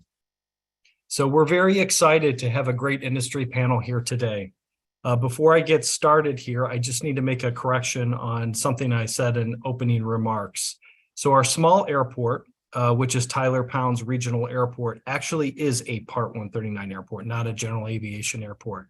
It is, however, not required to follow this regulation with regards to the SMS requirements because it does not meet one of the 3 triggers. So I just wanted to clarify that before we got going. But at this time, I would like to introduce Bunty Ramakrishna. And Bunty is an operations safety inspector for the FAA's Office of Accident Investigation and Prevention Division. Her expertise is implementing safety management system and quality management operators, TBI and AATC, that are part of the airport operating SMS organization within our container in our SMS manual, which also contains all of our accountabilities and responsibilities throughout. So if you can go to the next. So our committees that we've our carriers and our companies out here. We do have an executive steering committee that I will be standing up here within the next probably within the next year and a half from now. We did hold off on that particular component until the rule was issued. But Safety Action Group has been in existence for the past 10 years. It is really the main focus of how the Department of Aviation and our carriers come together. And it's an open forum in which we can communicate critical information, sharing safety issues, or hazard reporting, all types of different criteria that we use as far as incidents, hazard material spills, incursion surface incidents, FOD, wildlife, and a host of other things that we have on that agenda. Our SMS technical working group is our risk assessment for ad hoc for any risk assessment that we do. And then we have a FOD committee that also is in line as well to help to deal with the FOD management. So basically, I do have another slide that's in our SMS mail that basically outlines every single company out here that does participate in the Safety Action Group. So it is our main focus of our committee forum to help provide the information and share information back with the carriers as we've been doing for the last 10 years. So if you can go to the next. So basically, and this is just an example of many bulletins that we put out, ad hoc, quarterly. But again, the bulletins are really key component to providing critical safety information that we need to provide to our stakeholders. So this one on the left hand is just an example of our safety hazard reporting system. And then the second, the one on the right here is a bulletin for which we enacted reflective wear on the airport, on the AOA, including the side for all employees. And so that was back in 2018. So again, these are just a sample of what of how we communicate critical safety information along with through Safety Action Group. Move to the next. So interfacing with an SMS. So I have spoken a lot on this at different conferences and meetings, but it's really important that airlines know that they have to participate in our meetings, but we also participate in their meetings as well. And that is something that I've been doing with just about every airline here, is participating in both their safety meetings, in different meetings, ad hoc meetings that we need to have for any type incident or investigation. Data, right now it is limited, to some degree, but we share information and in a de-identified kind of mindset. So, and FOIA is an issue. It's a challenge that I have on my next slide. But regardless, we do not try to limit what important information or information. I'll just give you a quick example. So if I'm in a meeting with an airline, going into the meeting there, I may end up we'll start discussing. They'll share information. They'll have a PowerPoint or documentation there. I basically will look at the information and then I'll leave that information there so that it doesn't up in my hands, because then it could become FOIA. And then also involving stakeholders in our risk assessments that we've done for the last 10 years. Go to the next. So again, these are some of the key examples: data sharing, the safety risk assessments, our ramp safety inspections we do, our hazard reporting, ground, doing joint investigations on any incidents that we have out here. That is really key, because our certain, depending on the incident and how much information that we've gathered versus what they've gathered, sharing that information and joint collaboration will help us get to the root causes. Safety assurance and promotion and safety culture is really key to that. One thing I did want to note really quickly that I did not have, we have one of our greatest collaboration products that we do, which is our 1ATL Safety Security Risk Expo that we've done for the last 8 years. Prior to the pandemic, we met in person 4 times, where we had 12 workshops. We also did an exhibit hall of all safety and our stakeholders, our airlines. And then we did an award luncheon as well for our annual award winners for our safety recognition program. That is a true testament of showing how collaboration between having partners, having the partnerships and having them involved to be speakers, to help us to put on the show for the airport employees. And so again, we're going to be doing this again in person on the August 15th. So if you can go to the next. So again, data reporting is really key. One of the biggest things that I envision is showing the big picture to our executives. I need to make sure that our executives know exactly what's going on at one time, at any time, depending whether if they're in the office, if they're out in the field, or if they're out traveling on business. They've got to be able to see that information, and that is one of the key criteria that we've done with our data reporting, our software, and knowing that information that we're analyzing, the trends we're developing, is helping us to be more knowledgeable about what's going on our airport. De-identification is another key thing. on any of our presentations or information that I share in the Safety Action Group or FOG Committee. It's all de-identified. I do not, we do not share particular airline information or that mindset. Collaboration is key. That is one of the most important things. FOIA, yeah, that's an issue. It's a pet peeve of mine, but we're going to overcome that. And we've got examples of what we've done over the last 10 years. Policies are really important too, to ensure that you adhere to your policies and the policies of the airline, and then also consistent language and terminology and nomenclature is also really key as well. Go to the next. So part of the non-movement area defined within the SMS program. So we've tackled this over the last 10 years. And so our program, our airport safety standards manual, is very robust in the way that we look at the non-movement area, but also in everything that we do. And the airport safety standards applies to the entire airport. So basically, it's our code of ordinances, our safety practices, individual enforcement, company fines, ramp inspections, fire inspections, safety observations, which is also proactive. Go to the next.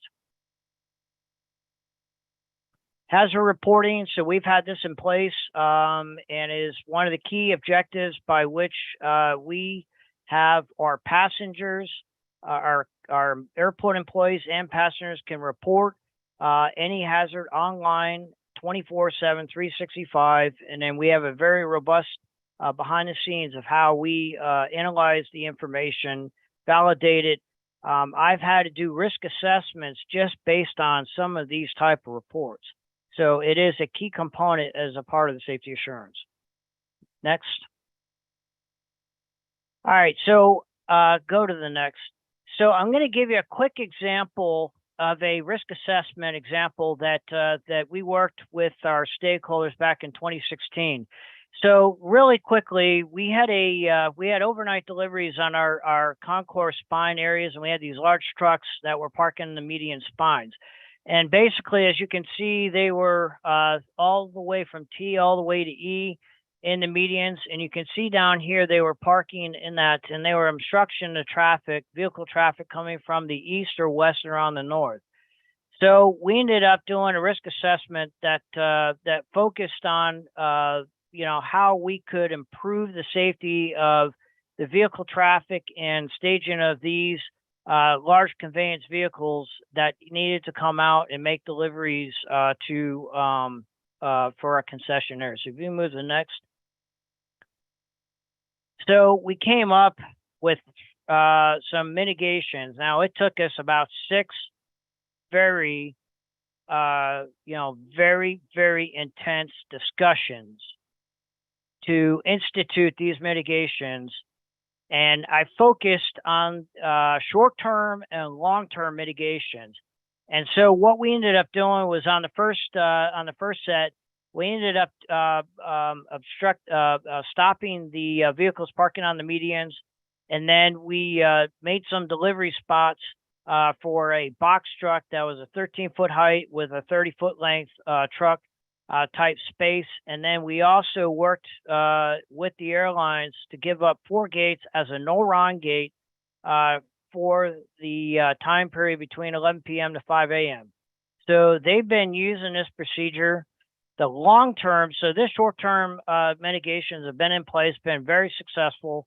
The long-term solution that we've been able to, that we're currently working on now, is to do a condensed a CDRC, was a concession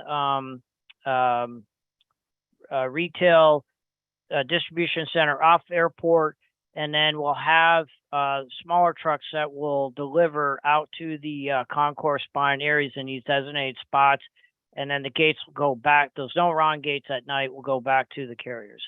So if you go to the next, and basically again, this is what we ended up doing with all of our stakeholders. as far as the effectiveness of it, but we had to go through some very intense discussions. But, again, we looked at it from a whole perspective and trying to work out the most best solutions, the most safest solutions for a very successful implementation of one risk assessment that of many that I've done in the past. So that's kind of how we administer some of the interfaces within our SMS program with our carriers. And I think that is the next slide. I think is the last slide. That's correct, Scott. That's your last slide. So the next presenter is Delta Airlines. Thank you, Bunty. So I am Tricia Macy. I'm the general manager of SMS at Delta, and I'm tag teaming with Tara today. Tara Perez formerly managed the programs and took us through validation in 2017. But you can go to the next slide. Actually, there you go. So before we start, just a little bit about Delta, just the sheer size of the organization, over 90,000 employees. We fly into 50 countries on 6 different continents. We have over 900 aircraft with more than 300 additional aircraft on order. We operate 8 hubs in the US, plus the countless number of other airports. We fly to 275 destinations. We carry over 200 million customers every year on our aircraft with close to 4,000 departures per day. Why is that important? Trying to effectively implement an effective SMS across an organization of that size is tremendously challenging. So I think one of the key things in the regulations is scalability. Regardless of the size of your operation, the size of your airport, your SMS is going to be scalable to the size of your operation. At Delta, we don't take any chances. Safety is at the core of everything we do. You often hear safety is a #1 priority. It is not at Delta. It is our #1 core value at Delta Airlines. So next slide, Bunty. And this is demonstrated, our Ed Bastian, our CEO, likes to demonstrate this through our virtuous circle. At the top is our employees. We invest in our employees through providing them with the equipment they need, a safe working environment, the tools they need, good pay, good benefits, things like profit sharing, with the philosophy that we take care of our employees are going to take care of our customers. If our employees take care of our customers through providing great service, transporting them safely on time and so forth, our customers are going to invest in Delta Airlines. Our customers pay a premium to fly with us. And we are very cognizant of that and the fact that we could lose that advantage that we have if we don't take care of our customers. We take care of our customers take care of us, our shareholders will take care of us and invest in the company, thereby giving us additional capital to invest in our employees. And a lot of that is in the safety realm. Last year, Delta invested over $65 million just in safety enhancements within the organization. And all of those enhancements went through the safety risk management process. So as you can see, it's really about our vision at Delta is SMS is just not a program. It's not a box that we check. We like to even take the word system out of it. Safety management is what we do. We worry about safety management so our customers, our business partners don't have to. It's the way we fly. Bunty, if you want to go to the next screen, please, thank you. And I think this has got some animation so you can just click through it. And our vision is that it's embraced at every level of the organization. Every employee has a responsibility within our SMS. At a minimum, our employees are responsible for reporting any safety hazards that they identify or they experience, any safety concerns. I like to say if their risk awareness monitor on the back of their neck goes off, we have organizations. And Bunty, with another click, please.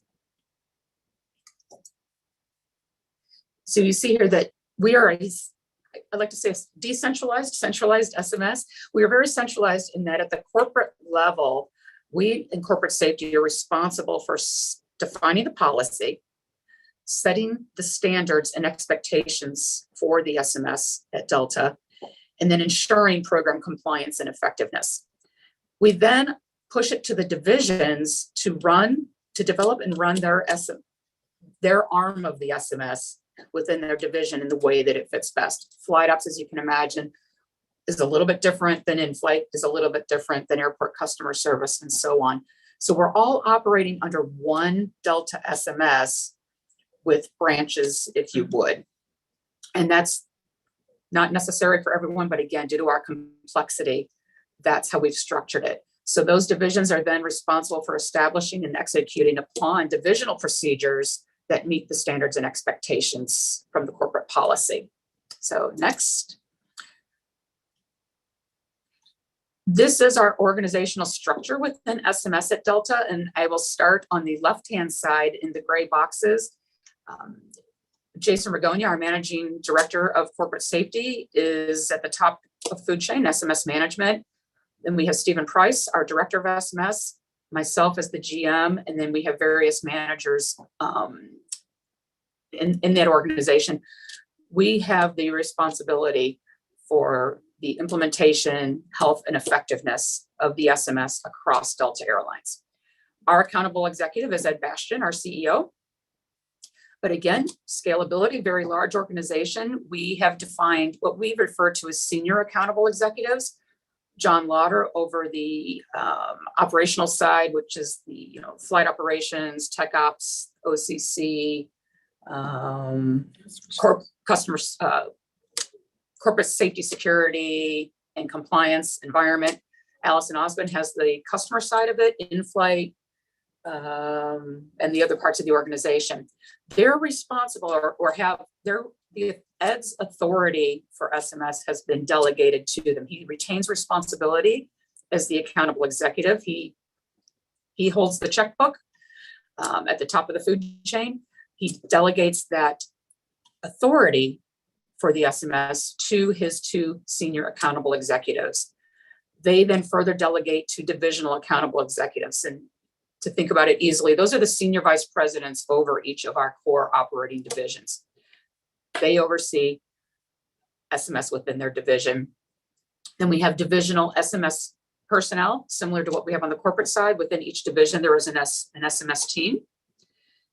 And then we have the divisional management. If you think about station managers, base managers, supervisors, ramp leads, they're responsible for that frontline supervision, ensuring that employees are aware of risk in the operation, identifying those risks, how to properly report those, which is down in that bottom line, the Delta employees. So you can do a top-down or bottom-up approach. Every employee at Delta is involved in our SMS.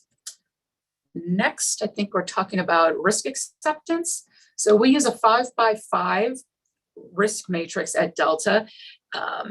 I've spared you the eye test and not put in scores and definitions in each of these boxes, but every hazard that we identify, whether it's through our system analysis, and we've identified a new hazard or an existing hazard that perhaps isn't being properly mitigated, or we identify an ineffective control or new hazard through our safety assurance processes, every hazard gets risk assessed. And it lands in one of these boxes on the screen here. And based on that score for that risk determines whether we need to implement mitigation or not.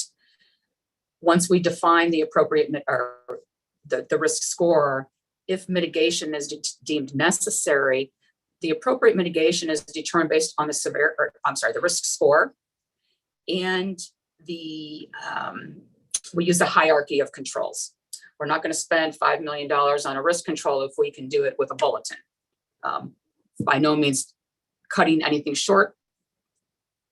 Dollars don't trump safety, but again, scalable. What's the most effective, most appropriate risk control for that hazard? Risk acceptance is then based within each division. The SMS policy, SOP within each division will define who can accept what level of risk for that organization. And it usually starts with at minimum a manager level, or it was typically start with a manager, but we're always looking to who's the process owner. And that's where we'll typically start with risk acceptance. But again, if it rises above their level of risk acceptance authority, they would escalate within their division to a higher level, all the way up to either that divisional accountable executive or potentially even their senior accountable executive. And hope we never get to the point where we have to escalate one to the accountable executive. And then finally, on the next slide,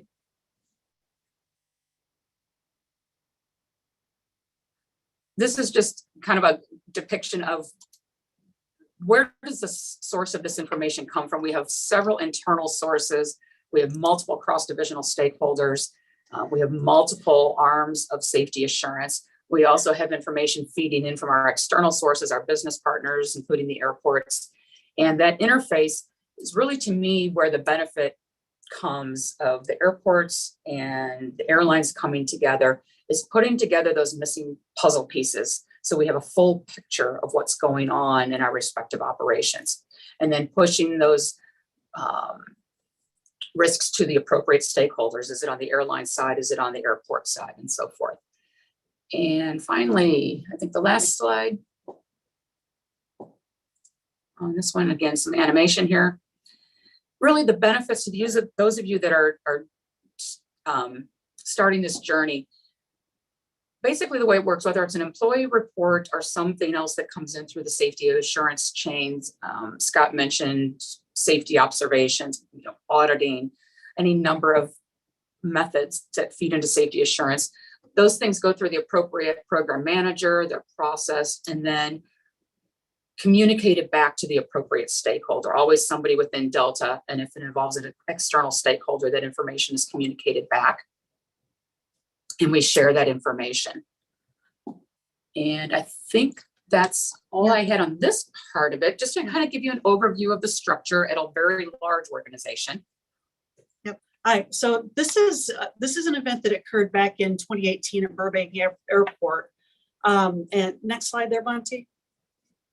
So for context, Burbank Airport was built back in 1930. It was designed for much smaller aircraft than what we see today.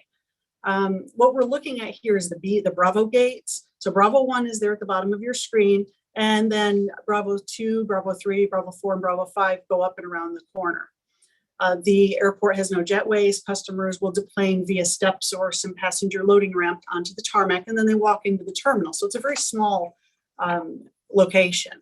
If you look at the top of the diagram, just behind gate Bravo 5, you can see the taxi line that goes behind the gates and then turns behind gate Bravo 4 and Bravo 3. Then it seems to stop, and that's because it does stop. Next slide, please. If you look behind gate Bravo 3, you'll see that taxi line. Oops. You're going to see that taxi line, and you're going to see the indication of where that taxiway ends.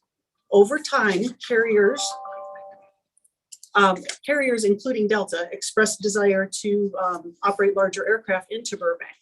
And you can see on the diagram how our corporate real estate teams adjusted the envelope layout for these gates to accommodate those larger aircraft.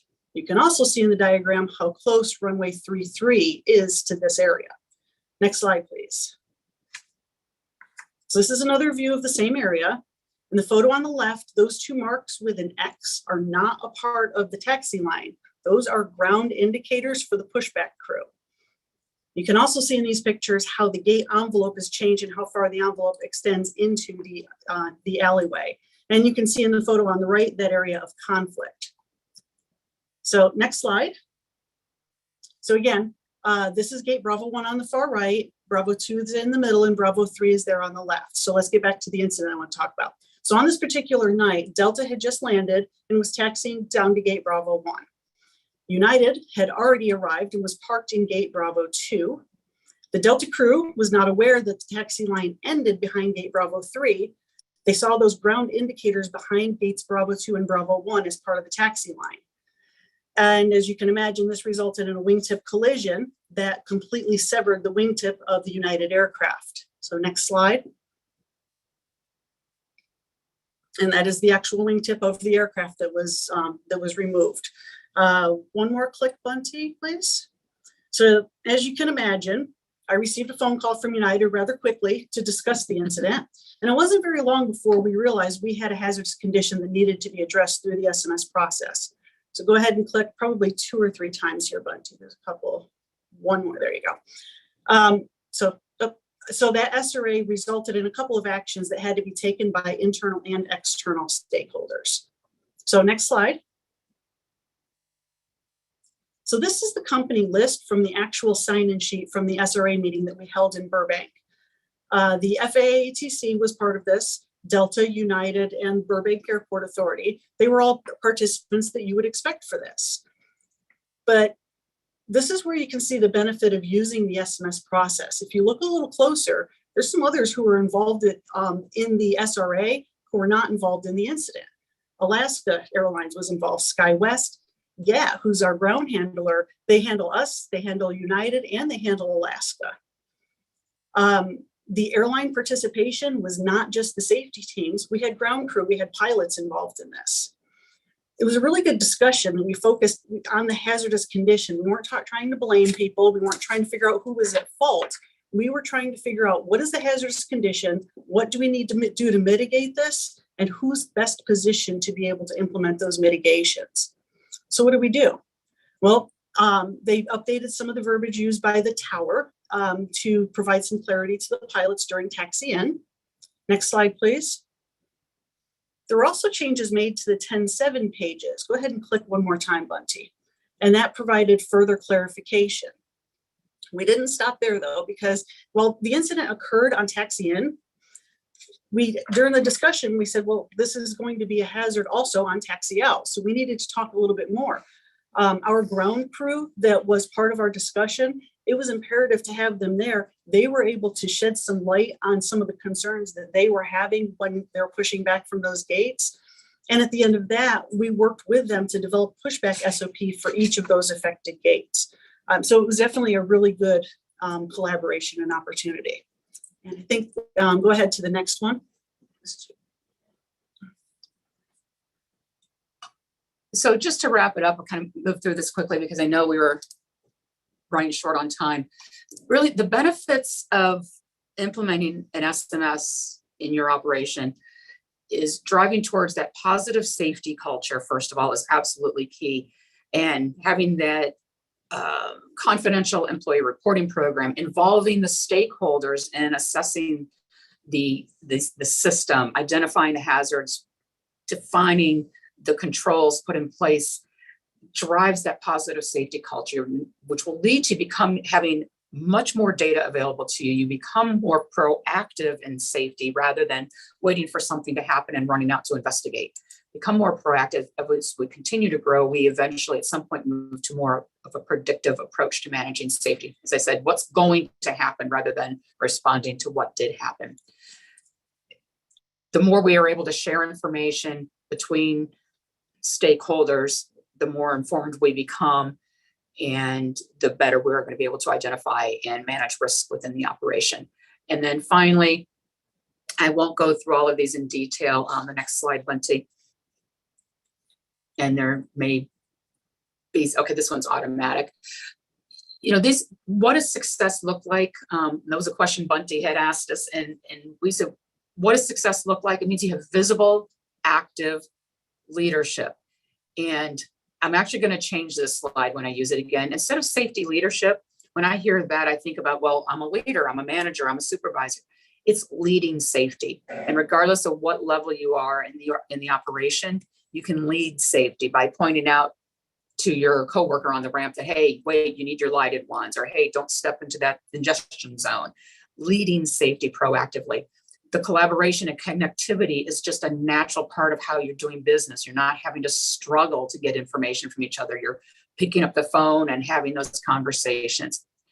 Your decision-making becomes data-driven, very systematic. So you're doing it the same way every time. You're not missing key elements within the system. And again, all of that leads to you becoming more forward-looking. What's ahead of us and what emerging risks do we have that we can mitigate together? So that is all from Tara and I. So thank you for your time. Thank you very much, Tara and Trish. The next up is Steve Thompson, Tyler Pounds Regional Airport. Okay, well, good afternoon, and thanks, of course, for sticking with us for this part of the panel. I'm pretty appreciative of being able to share some of my experiences with safety programs at both large and very small airports. You can glean some new information from that, and also be able to share how I've really enjoyed collaboration with industry experts such as Scott and Dan, both on this panel, and how just those partnerships has really made the SMS journey much easier. And then finally, share my belief that not just are the tenets of SMS scalable, but I've really come to find that smaller airports and smaller communities might actually have some great advantages when it comes to realizing the benefits of an SMS. Next slide, please. So I've been using this picture to talk about aviation safety for a good long time. I kind of love how it shows a diverse group of people from different organizations working together to safely move an aircraft. And obviously, if they're all pulling in the same direction, that's exactly what we're looking for. So I plan to kind of both start and end my talk today about safety culture and how do we get our arms around our teams and really affect change within that culture. Because at the end of the day, that's the biggest benefit we'll see with SMS implementation is a newfound culture that truly prioritizes safety and has everyone pulling in the same direction. When we start talking about sizes of airports, I've personally found that it's really easy to get your hands or your arms around a much smaller population. When you start trying to be able to understand your culture, really gauge the effectiveness of your safety culture, I found the smaller the better. And that may sound kind of obvious, but even though you don't have the resources a larger airport may have, you've got that advantage of having a small group of folks you can really get to know. And I'll talk about that in just a moment. I'll even go so far to say that my experience at a small airport is kind of similar to a small town. And there are attributes of a small town that really lend themselves to SMS success. You know, in a small town, people have been around a long time, they really know each other, and looking out for each other just comes naturally at a small town and a small airport. So for that reason right there, I think there's some true advantages to having a smaller culture when you're looking to really be able to gauge how the needle has been moved. And then finally, it's all about that paradigm shift. How do we get a change in thinking? And again, with that smaller population, I have a much better idea of how successful that paradigm shift is. So I'll continue to talk about that with the next slide, please. So the ideal size population, and I've been at very big and now very small airports. And I will say after 7 years at a very large airport, I was meeting new people every single day. And as much as I enjoy that, that was very, brought some really great things to my position. It was a little bit of a challenge. When would I really be able to see a movement in our culture with so many people, with new people coming and going every single day, versus at a smaller airport after about 7 months, I truly knew all the players. I mean, I knew personally people that were involved in our culture, and I really had a good idea of the direction our culture was taking, and I'll call it even much more manageable just because of its size. If we jump down to the list of tenants there, airlines, corporate flight departments, FBOs, those, I think Scott mentioned how important it is to really create synergy with those groups. And I'll continue my thinking with the smaller might be better thinking, where when it comes to integrating your culture with those airlines that are at your airport, to me, it seems kind of obvious. It's a little bit easier when you have 1 or 2 airlines versus 25 or 30 airlines to kind of assimilate those cultures. There really has to be congruency. They have to integrate with each other. And again, at the large airport I was at, it was just a constant struggle to really get to know all the airline players, to constantly adapt to their, we had 25 different airline SMSs at work, where we have 1 or 2 airlines, again, quite a bit easier to get our arms around it. Then I'll mention the general aviation community. And I'll acknowledge that may not be part of your SMS manual. It may not be something that 139 inspectors look at, but here in Tyler, this is a huge strength for our community. And we go so far during our initial touch points in badge class, and Jim kind of hinted to this, that when we talk about see something, say something, that's not just a security benefit, that also can pertain to safety. And we really leverage our GA folks here. Bunty mentioned we have over 100 aircraft that are here that make this home, and those are our ears and eyes out there. And whether they're part of your official documentation or not, that is the community that's going to report safety hazards out there. And I have personally just really enjoyed having input from them and taking their ideas. How do we make this airport safer? Because those are the people that are flying in and out of here every day. So an absolute component of your culture that you really want to leverage. Next slide.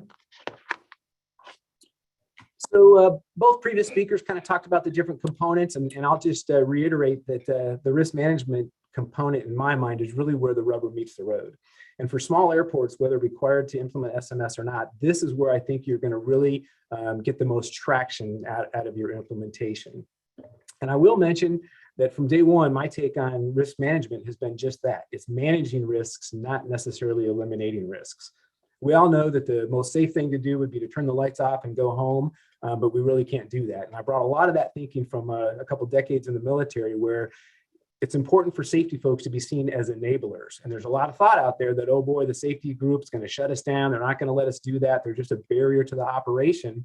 Where instead, by using the risk management philosophy correctly, you become an enabler, where you were really just enabling operations, enabling projects by finding the most safe way for that to occur. So I think that's a very important component as well. Next slide. So what does this risk management truly look like? And this, I think, when you talk about training for folks and where you want to concentrate, you know, obviously you want to introduce folks to the 4 components. At a small airport, you're going to be constrained for time. And I guess the same is true at a large airport. But I think, again, the biggest bang for your buck is going to be to talk to folks about this idea of risk management. And I love this card that I've got displayed here. This is actually from the Air Force 2 decades ago, when we were tasked with getting our arms around operational risk management. And I worked for a guy that was our squadron safety officer that created this card. And on the flip side, there's 5 or 3 more steps that make it very similar to today's SRA process. And Jim kind of alluded to that as well. But you can see there, it's not necessarily as complicated as some might think. You know, we look out there, whether it's someone on the front line or a major project, and we talk about what's going to hurt you. How bad is it going to hurt you? What can we do about it? And this thought process can be used in a very tactical way on a daily basis, and it can also be used for those larger projects that I talked about. I have a list of different scenarios here where I've seen success of both the SRA process and maybe even just using the risk matrix diagrams. I know what wildlife management folks are using even the risk matrix diagram to target their efforts quite a bit. But very similar to Scott's example, I'll just briefly, in the interest of time, kind of run through my remain overnight parking example, because this was a great example of using the SRA process somewhere where, number one, it was not required. I mean, this was a couple years ago, so obviously not even required. It was somewhere that occurred in the non-movement area, even farther off the radar of what might be required. And then finally, it was an incredible integration between the airport sponsor and the airline. And in a nutshell, we were looking for a place to have increased parking for remain overnight aircraft. And at the airport, we had a large patch of concrete that we thought was great. We were going to put some lights out. We were going to paint some lead-in lines. We thought this was going to be perfect. But being the new disciples of the SRM process, we got together with the airline, and who we put on the panel were basically those frontline employees, those folks that were going to be out there at 2 in the morning, parking aircraft, pulling aircraft in and out of these spots. And it was very interesting that as we took them through the structured process, they tore the plan apart. They poked so many holes in it. They wanted us to move the lighting, increase the lighting, change the lead-in lines. I mean, there were so many good improvements that they made that at the end of the day, we walked out with 2 things: a much safer use of that parking area, and just as important, a plan that had buy-in, because those frontline maintenance folks were involved in what this plan looked like. It wasn't the airport sponsor saying, here you go, here's what we have for you, make it work. It was actually truly some synergy between the airport sponsor and the airline. So it's just a great example, again, very similar to Scott's, but I think it shows how effective the SRM process can truly be. Next slide. So here's some more low-hanging fruit, I believe, for smaller airports. Sometimes just enforcing the rules that are out there can really move that needle. And I have to say, being in a small town and a small airport, I quickly learned that it wasn't really popular to run around and be the new sheriff in town and start enforcing rules. So I think that not that you need an excuse to do the right thing or need an excuse to follow the rules, but SMS has given a little bit more backbone to us. And when we propagate the thoughts of the thinking of SMS, and we do that correctly, that can be some of the rationale for why we're enforcing these rules now. And I know there are a lot of things out there, whether it's enforcing vests on the ramp or any other safety related rule you have out there. There are a lot of small things that fall through the cracks that we just don't think we have time to enforce. But I think it's those little things that when we start to enforce those and hold people accountable, again, that's going to maybe be where you see the needle with your safety culture change. And I mentioned there to sweat the small stuff, and just a real quick tie to the safety pyramid. You're all probably familiar with the safety pyramid, where you start with the small, seemingly harmless little incidents that occur, but if they go unchecked, the next level, slightly bigger incidents or accidents, maybe not major damage, but you know what I'm talking about as we go up the pyramid. And at some point, if left unchecked or left unmitigated, we end up with a very serious accident and possibly even a fatality. So what I'm getting at there is we need to really focus on those small little infractions, those things that maybe sometimes we at a small airport might look the other way or think that we don't have time to address, but it's time to kind of clean up those things that might form the very base or foundation of that safety pyramid. Next slide. So once we started to get that shift in thinking, we've got people buy in on the safety risk assessment process, how they can use that both tactically and strategically. Once we have people understanding why we're enforcing rules, not just because it's a city rule, but because it's an expectation of the safety risk, safety management systems, it's time now to kind of translate that to the program. And initially, there was a lot of talk about documentation and what that looks like. And of course, if it's not documented, it didn't happen. So I absolutely support taking it to the next step, where now we have to kind of formalize some parts of our program. And I'll be the first to say that you really are partway there. All those existing programs that I list right there, those are things that currently exist, and they become part of your SMS. There's data out there that can be used. There's programs out there that can be pulled right into your SMS manual, and if described correctly, those become a big part of your SMS. And a great example that I'll share from Den, I'll share a hypothetical example, but the maintenance group in Denver really embraced the SMS culture. And we had a leader there that was all about trying to find data in their daily operations that supported safety. And when you really think about it, so many work orders that were attacked on a daily basis for the maintenance department contributed to safety. And the example I'll use, even though it's not on the AOA and completely hypothetical, but say they go out and expend some resources fixing a guardrail. But we can very easily collect information about what was expended in terms of human time, resources, what did it cost to fix that hazard, how was that hazard reported, and then now that is an investment in safety for the traveling public, again, even though it's off the airfield. But the daily look at what maintenance was doing in those work orders and how we could capture those and see that those were a good percentage of the daily work orders were things that contributed to safety, automatically was going to start providing data for a safety management system. There's been a good deal of talk about the resources out there. I won't reiterate that, but I do want to talk about working together. And I mentioned my first couple words about the great collaboration that I've had with Scott and Dan and folks like that. And I'm a big fan of R&D. And R&D in this capacity, to me, stands for rip off and duplicate. Do not reinvent the wheel. There are so many champions out there. There are experts. There are folks, and I'll throw myself in that batch. I'm more than happy to share with folks offline. But you should not feel as a small airport that you're starting from scratch. Whether you look back at the pilot studies where there's documentation, or you reach out to neighboring airports that may be a step ahead of you, you're not alone. And there's so much to be gleaned by collaborating with not just the big airports that are probably all over this, but also fellow peer airports that might be your size or possibly even smaller, but have really started their journey down SMS already. Next slide. So finally, as I mentioned, if it's not documented, it didn't occur. So it's important to make that manual work. And I really like some of the statements that Jim made about the manual being a living document. I'm a big advocate of that being separate, at least initially, from your ACM, so you can continue to mold that. And I want to just briefly mention, early in my SMS journey, I visited a small airport and I sat with the airport manager and I asked about their SMS. And the gentleman pointed to a binder over on a shelf that literally had dust on it. And he basically said, we've got this great manual, we just aren't able to do a lot with it yet. And granted, that was years ago and not a lot of pressure to implement that.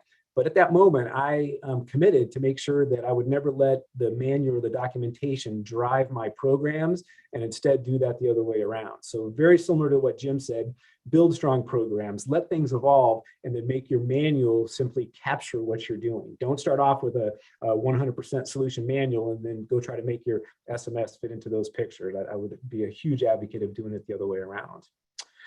I've also got the 4 components there. Those have been touched upon. I won't reiterate that in the interest of time, but I do just want to make a quick mention of safety promotion. And again, looking back to Den, one of the greatest examples of safety promotion that I saw was one of the largest airlines on property. On a regular basis, you could find the the station manager out conducting FOD walks with the rest of the company. And he would be out there picking up trash, picking up FOD, kick off the monthly event with a few words. And in my mind, if that didn't promote the airline safety posture, I don't know what does. And we've messed around with coffee mugs, lanyards, stickers. There's so many ways to invest in safety promotion. But at the end of the day, that management by walking around theory, I think, is a huge, not so costly way to really promote your safety program and promote SMS. And again, just like we've been talking about the accountable executive, it comes from the top down. So the visibility of that senior leader or that accountable executive really leading the charge, not just signing off on your statement. In my mind, that's a great opportunity for safety promotion to grow. Okay, next slide. There we are. Thank you. So as promised, I'm rounding out here with that same picture and my same mention of safety culture. And I think Dan's going to do a good dive into culture. And to give him credit, I learned a great deal working with Dan over truly the last 20 years of my perception of safety culture and what it should look like. But in terms of SMS, that culture is really the foundation of your program. It's what creates sustainability. And when you empower employees to make decisions on the spot, to do the right thing in the name of safety, that is where the needle's going to move. It won't necessarily get your SMS manual produced any quicker, but when we start really looking at, hey, what are there real values to implementing SMS, it's going to come in that paradigm shift and that culture shift. And really, at the end of the day, when you're a small airport and on a Saturday morning, that lone employee is out there in the rain and they go out of their way to pick up a piece of FOD off the active runway, they're doing the right thing when no one's looking. It would have been so much easier to drive by and maybe leave it for the next guy or pretend they didn't see it. But when that person does that simple act, that's the sign of a very strong safety culture. And it's exactly that type of culture which is going to set the stage for SMS success. So I would just offer myself up offline. I know we're kind of a little pressed for time today, but I'm very excited to kind of share the trials and tribulations that I've experienced with other SMS champions throughout the industry. But I appreciate the brief time allotted today, and I will hand that back now to Melissa with American Airlines. Melissa, you got it?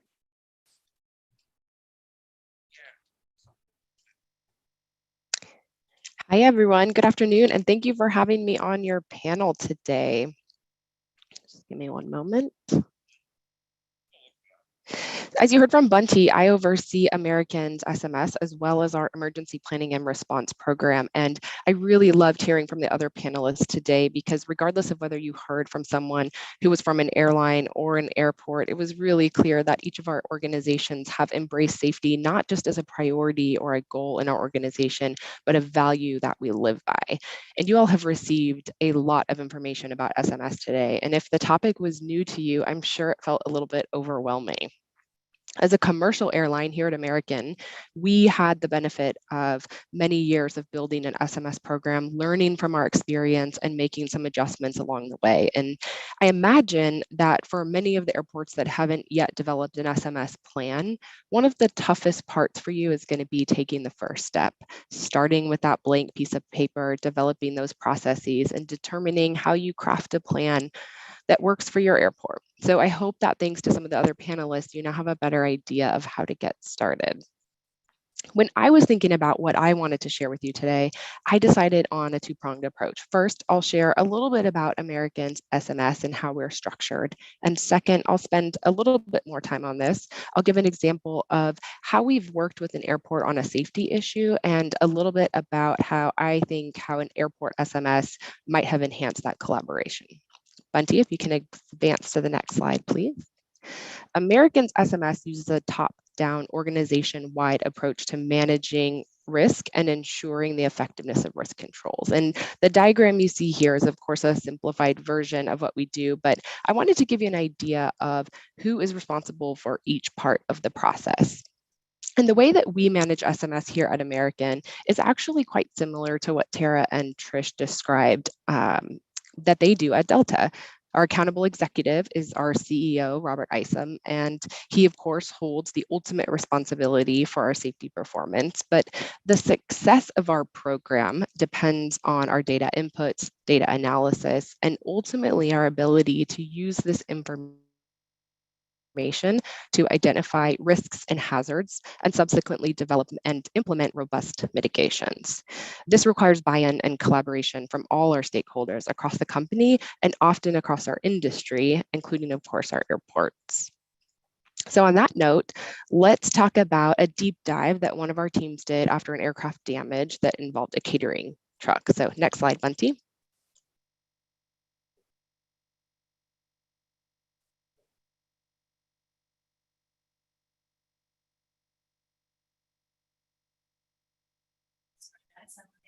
Transition to the next slide.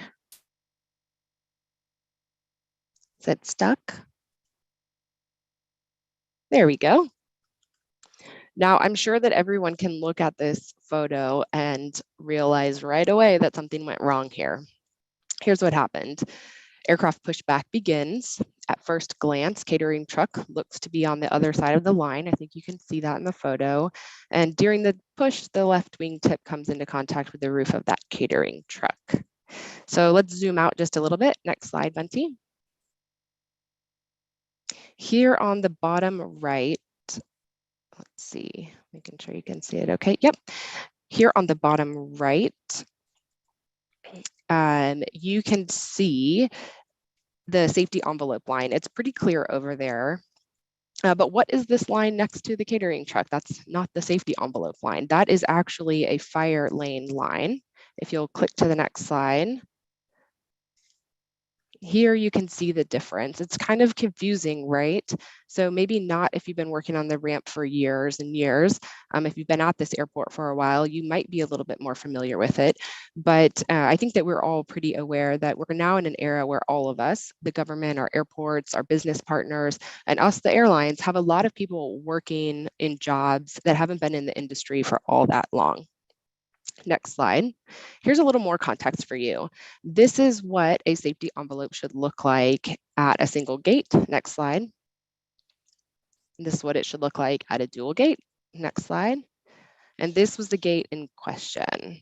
Okay, so now we've identified the hazard and it's time to figure out how do we prevent this from happening again in the future. Our local team, along with our safety and corporate real estate teams, got together with the airport here and their fire marshal. And we had to consider a couple of different things. Mainly that the airport needs a fire lane, specifically in this spot, but we also need the safety envelope to be more clearly marked. We came together internally and developed a number of different proposals. If you click to the next slide, we'll show you a couple of things that we came up with. Next slide. Keep going. Next slide. And one more. So what's important to take away from this is, well, first, one detail that I didn't want to leave out is that in working with our own corporate real estate team, we were told there was no way the airport would agree to any of these. And while they didn't love some of those proposals that you saw before, we did very collaboratively work to get to this particular solution. So jump to the next slide. What's important here, and what's an important takeaway for me anyway, is that airports and airlines both have very common goals around safety. We are interconnected and interdependent in so many ways. With fully implemented SMS programs at airports, I personally foresee a world where airports are able to more proactively identify risks and hazards that exist in their current environment and as they make changes to their environment. A world where they proactively engage their stakeholders in situations where previously they may not have, and a world where we more closely all work together to enhance safety as opposed to reactively working together after incidents happen. I'm so thrilled that you've heard so many different stories today of ways that airports and airlines have worked together to mitigate risk. And I think going into the future, we have a wonderful opportunity to continue that collaboration and continue to enhance safety in the airline industry. Thank you all, and I look forward to chatting more with you during the Q&A. Back to you, Bunty. Thank you, Melissa. That was an excellent example. So we'll go with our last panelist member, saving the best for last, Embry-Riddle Aeronautical University, Mr. Dan McCune. All right, thank you, Bunty. See that airplane landing right there? That is not me or Bunty. Go to the next slide, please.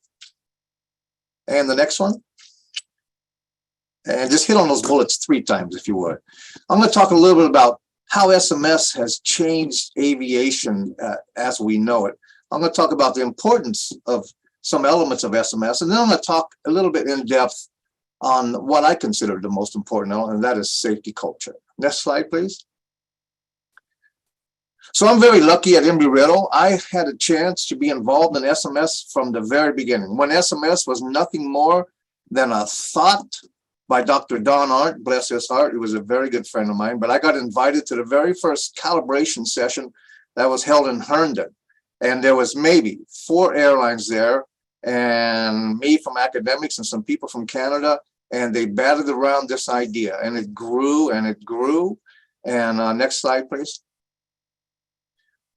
And so we were all there, and I think Bunty was probably at every single one of those meetings, where there was a time where a question came up to one of the airlines who was growing with SMS, and they said, so what if you were in a room with the regulator and you were talking about an issue that might have been a compliance issue? What would you have done? And the airline looked at everybody and goes, well, we were asked the regulator to walk out of the room. So fast forward from there, I mean, in the last few years before Part 5 became a law, airlines were seamless. The FAA representative and the airlines were one, and culture was taken over. And that was a hidden fact, a hidden goal of how SMS grew. Next slide, please. So it took me 7 years to write the Embry-Riddle SMS. And why did it take me so long? Well, because I had the pleasure of bouncing off every single paragraph I wrote with Dr. Arndt, and Dr. Arndt would go, I don't know about this. I don't know if that would fit. But also, I try to incorporate these 5 elements. Dr. James Reason said you have to have these 5 elements to make up a safety culture: an informed culture, a reporting culture, a just culture, a flexible culture, a learning culture. But to me, I wanted that to be reflected in the document, in the pages inside my SMS. Because quite honestly, if we have an accident or an event, I want leadership who's not fully embraced in the day-to-day operations of our university, but I want them to look at that event with the eyes of culture, and to understand it, they will look at it through these eyes here. And next, push the next button, please. And that makes up, those 5 elements make up the Embry-Riddle safety culture. Next slide, please. So if you take an excerpt from any of the advisory circulars to talk about SMS, but particularly 37A, it says safety promotion encourages a positive safety culture and creates an atmosphere that is conducive to the achievement of the service. Next slide, and next one. And tap on my little elevator down there, Bunty. See these little guys? That's walking up there. But culture is such an in-depth part of the SMS. It is mentioned so many times. Next slide, please. Is also a doctrine mentioned in the ICAO document 9859. Next slide. And it says top management shall promote a positive safety culture. Next slide. So when I met with my peers, when I meet with my peers in the university training arena, the University Aviation Association is a forum we have, and I talk about how do you guys go about promoting culture, and I would show them how Embry-Riddle does it. So this is the cover page of my original SMS, and safety culture there is mentioned 2 times. Next slide, please. You go into my office, and there's a way to promote culture. Right aside below my name, it says live the safety culture. Next slide. And there's a big carpet right there behind my desk that says live the safety culture. Next slide. And when I speak at different locations, I take a banner with me and it says the strongest safety culture in all of aviation. And the next slide. And this is probably the biggest means, the largest means that we have to promote the safety culture. These cultures are an evolution. I mean, these posters are an evolution of how the culture grew at Embry-Riddle. From 2000 to 2006, the president was Dr. George Ebbs, and he signed that poster. He signed the SMS. But back then, I wanted people to know the culture. They didn't know what it was. And then when we involved with the new president in 2006, 2017, I wanted them to live the safety culture because they knew it, but we needed to live it. And now under the current president, Dr. P. Barry Butler, we are growing to, you are the safety culture. And you can see we've expanded. Culture at Embry-Riddle is not just flight. Culture is every student and every faculty and staff. So we have, our culture evolves with our leadership. Next slide, please. This is another means that we have, and there's a bunny there. I put that bunny there just for Bunty. We have a safety coin. When you do something positive in our university, you will receive a safety coin and say, you know what? It took you a lot of time to take the time out and maybe correct an unsafe behavior, or maybe say, hey, you're not supposed to have the phone on the ramp. So that's one means of it. Next slide. But the fact is, all of that, what you've just seen, that's promotion. But that's not culture. Culture at Embry-Riddle is when the president of the institution on a hot August day in Florida hops in a golf cart, and him and I will drive all around campus. We pass out Gatorade and water to the guys working out there, and he knows all of our facilities people by their first name. Then we go to the hangar, and he talks to all of the maintenance personnel. And we go through the colleges, and he talks to all of the people. That's what culture is. Culture is believing in your people. But without a solid SMS, there was no way to promote it, and there was no way to get to where we are today. Next slide. So in the advisory circular for airports, safety culture is mentioned 20 times in that advisory circular. But the fact is, the reason we're so positive about how culture is because it is one of the strongest tools we have to prevent accidents. Next slide.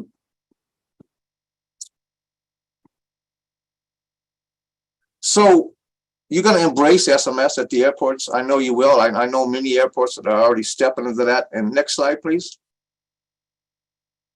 And Bunty and I have been working together for a long time. So I invented this. This is Bunty Airlines. It's probably going to be #1 in the airline industry. But Bunty, I had asked her to speak at conferences probably 20 times in the past. And so she said, when she called up for this, she said, Dan, I'm going to get even with you. I'm going to have you speak at this conference. So next slide, please. I don't know if he can't hear. That's all right. So that was my closing slide. And I will save question for the very end, but that's all I have, Bunty. Thank you very much, Dan. So now we'll open it out to the floor for questions. In the meantime, while you put your questions in the chat, I've been collecting some questions to ask the stuff that has been come in the chat and also to ask the panelists. So if you guys could please come on camera.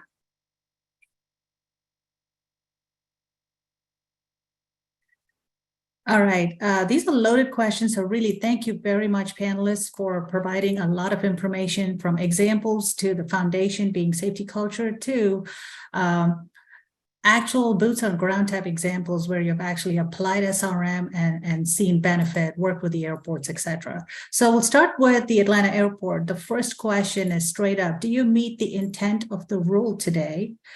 And if you had an airport that was developing their SMS program from grassroots level, what would success look like? What would you tell them?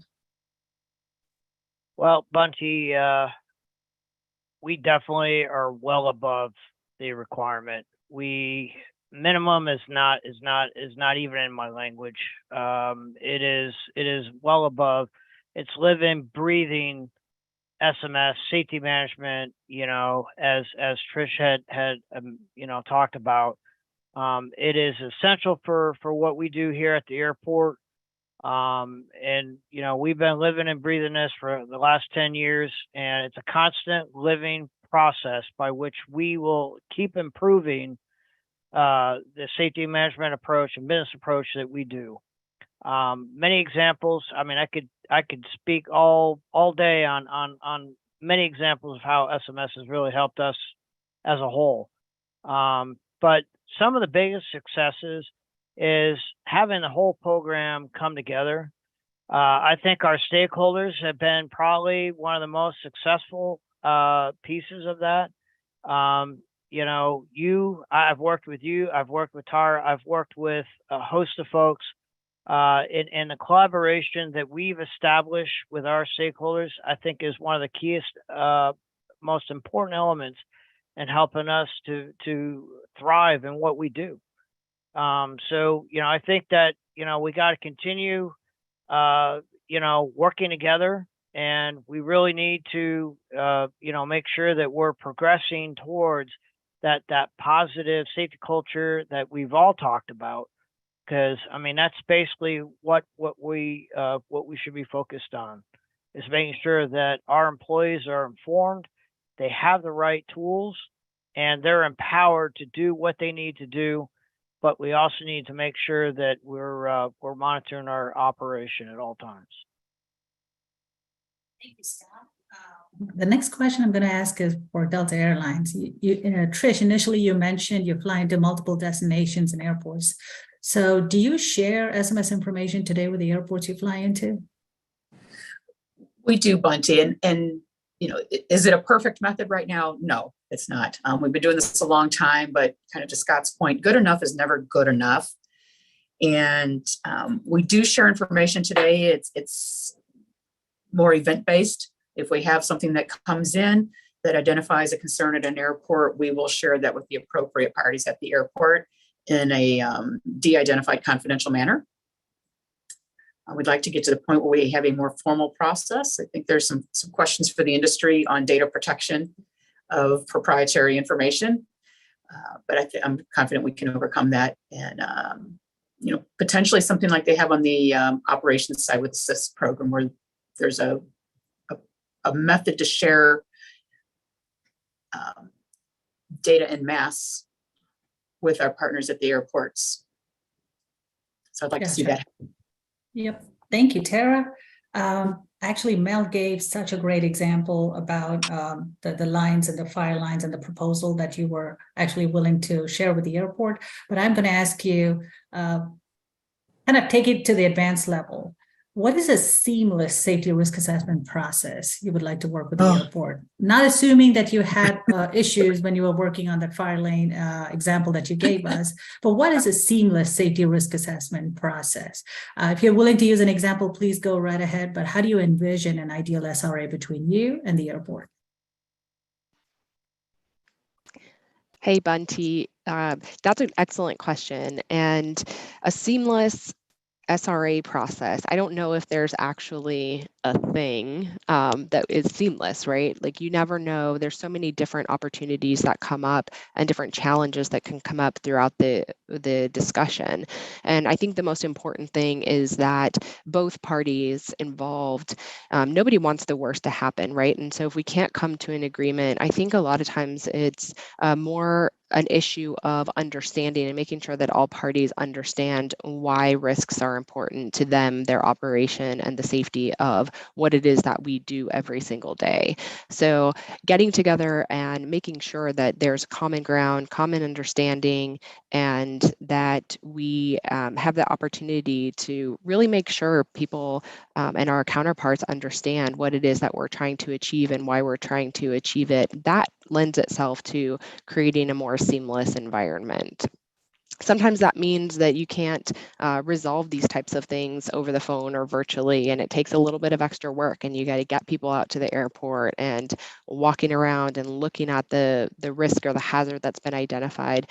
But I think just an openness to being able to, be as open as we can about what it is that we're facing and what it is that the airport is facing, and making sure that nobody has judgment of the other party regardless of what's happening. That helps create a more seamless environment to complete the SRAs. Thank you. The next question is for Dan. Dan, you ready? You've been around for a long time, sir. You've implemented SMS, taught SMS. You actually mentioned how you've been there since the inception with Dr. Darnard. How do we get the new generation, the novices, to start thinking and making sound risk-averse decisions before they come into the workforce? So that was an issue a few years ago, and we at Embry-Riddle said, we want to try and send you the best product we can who's familiar with SMS. Not just on the pilot side, but in the College of Business and the College of Arts and Sciences. So in the College of Arts and Sciences, they're not pure aviation, but we gave them some minor SMS courses And for everybody on the aviation side in the professional aeronautics program, they go through real life SMS, where our safety directors at each campus, Prescott and Daytona, will take them out and show them how we've done a risk assessment on whatever the issue might be. We're very lucky here also. Daytona Airport works hand in hand with us, and several of our employees have left when they graduated the institution. They went over to Daytona Airport, and they are familiar with many aspects of what Daytona does because we helped them out with several risk assessments. So I think we're putting out the product that's real life. And we also have an intern program with several of our, and with each of our flight detachments, so that they can practice how they do risk assessments as well. So I think they're getting a pretty good product. Awesome, thank you, Dan. And the next person is Steve Thompson. I'm picking on you, sir, because you got Al Lorenzo on the chat saying a warm hello to Steve Thompson. He said it was a pleasure working with you, Steve, at Denver. And apparently you were instrumental in implementing an effective safety culture through the SMS process. So you got some fans out there. So I'm going to ask you a question. Great. Well, thank you. Thanks, Al. What advice can you offer an airport with limited resources on implementing an SMS program that allows for scalability, but also ensures that the airport has an effective program? So Bunty, I really believe that if you invest in the right people, you're probably 90% there. And if you have the right folks that are trainable and you provide that training, and if you empower them like Scott talked about, I really believe that the human resources is what's going to make or break your SMS. It's not about the documentation, the fancy software, the expensive technology. Those are all great tools, great force multipliers. Absolutely support it where and when you can afford it. But with a limited budget, and I'll say I did this at both a large and I plan to do it at the small airport, is not have to come up with this incredibly large budget for SMS. And I'll be the first to say at small airports, everybody's wearing multiple hats. And I totally get that. And this sounds a little bit like just one more hat to be worn, but I think it supports all the other hats. And it just becomes that paradigm shift, that way of thinking, that we don't need to put new tools in people's hands. It's just to change that way of thinking. Now, there's some investment there in terms of training and time, and I get that. I'm not pretending that that's all, there's no cost involved, but I really think that where the benefits are to be gained, so much of that is in your direct employees, your tenants out there that both Scott and Dan talked about partnering with, and even that general aviation community that's your eyes and ears out there. So that's the primary answer, but I'll also say, I'll touch base on that collaboration piece, the resources that the FAA has made available. I mean, yes, it's a long time coming. It's been many years, but we're at a point now where there are more resources out there between FAA reports, ACRP reports, and then there's just so much out there. There's no excuse to not be able to get smart on the SMS rule. And again, the collaboration piece, if you are starting from scratch, you're really missing an opportunity. And I think Jim mentioned, no SMS manuals will look the same, but at the same time, you can certainly start with somebody else's SMS manual and make some modifications to fit it. So there's a lot of good information out there as far as what, the formatting and chapters of an SMS that you can kind of use as a starting point. So kind of a long answer to the short question there, but I really want to quell those fears that there's some kind of insurmountable budget requirement for small airports to get the ball rolling with SMS. Steve, great answer. So I got a loaded question. This is the elephant in the room question. I'm going to ask Scott that question first, and then I would like the airlines, Delta and American, if you could please respond to the same question, if you're able to. It's the DSR plan. So let's talk about, what are your thoughts on the data plan? Do you need data to make decisions, or do you need the output of the data to make decisions? The second part of the question is, the airlines have complex ASAP programs. Trish talked about overseeing 7 different voluntary reporting systems, right? So you have complex programs. I'm sure American has the same. So how does that work with the data plan and the decisions you need to make as a result of the data? I would like to start with Scott first, and then we can go to Delta and American. Scott? Well, I mean, given any situation, you need to have the supporting documentation data to be able to assess, analyze, and get a thorough understanding of what the issue is. That is important. And that is something that I think airports and airlines really need to come together. When ASAP reports, I mean, we had an example of an ASAP report that came in. I got all the information I needed, but if I needed more, I would ask for it. And I think that, you know, you can't make a decision without assessing and having the appropriate information to be able to assess and make sure that, you know, and working together with your partners in order to be able to, you know, come up with the best solution for that particular scenario. So, you know, that's what I think is really important. You know, there's outliers with trying to deal with the FOIA and all that, but you've got to try to overcome it in some form or fashion, and trying to, and that, I think some of the best practices and what we've done in the past, I think has been successful.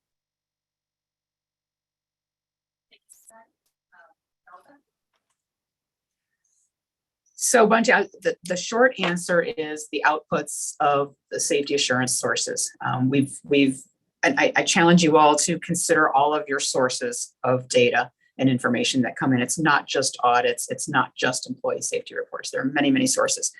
The short answer is those outputs. On a case-by-case basis, information from an individual report or an individual investigation is needed, and we share that on a need-to-know basis. But I think the biggest bang for the buck is having that data to make those decisions. Bunty, you've got a little experience with that at Delta. Anytime we're proposing a change or new policy procedure, new system, it's where's the data? And we expect the airports are probably going to be in the same position. And Tara, do you want to add anything? No, I think you got it right. Yeah, Trish, I think hit the nail on the head. I mean, we have so much data, and it is really complicated when we talk about sharing that data. And at the airlines, we tend to have more robust resources that allow us to analyze that data and draw the insights out, and then share those with our airport partners. And from time to time, we do share a little bit more detailed information. I think in the long run, we would love to see, and something that we've started thinking about, are systems and AI that can help us integrate multiple data streams, ours as well as external, to gain better insights. And I think further down the road, when we all have more mature SMS programs, that would be an amazing thing that we could do to gain better insights and be more predictive based on the data. Yeah, but yes, we share as much as we can, but as you all know, our sources of data are enormous, and having the ability to share all of that with our airport partners isn't always feasible. Thank you, Mel. Thank you, Tara and Trish and Scott. Does anybody else on the panel want to have anything to add to this question or response? Yeah, Bunty, I'll just add one other point. So, I mean, we've developed, you know, as a mature SMS, and I think some of my other counterparts as well, we've developed systems in which we've looked at the holistic point from everything on the airport and having a better understanding of what our data is. So I think SMS has brought us to that point, so that we have a holistic view of what's going on. Like I said, painting that big picture has been really key in helping us to better understand. But, you know, also that integration of working with our partners is going to be key down the road as well. Thank you, Scott. I got some questions on chat, so I'm going to go one at a time. You know, this is it's an open forum to any of the panelists. Please feel free to jump in. The first question is, the risk management teams have been implementing ERM, which is the Enterprise Risk Management programs, while operations SMS teams work to meet the FAA regulations. Can you speak to any experience in the coordination between the groups? ERM versus SMS. Bunty, I can take that from a Delta perspective. You know, safety is only one element of the risk to the organization. And we have really stepped up our efforts in working hand in hand with the enterprise risk management team to ensure that we are jointly identifying those risks to the business, safety being one element of it. I'll give an example. So, I mean, we work with safety department here at the airport, along with our enterprise risk management down in the city of Atlanta. We do work hand in hand together. So there is a partnership along with our insurance carriers, and I presented ideas of how we look at risk from those different standpoints. So our risk department is a very integral part of the team.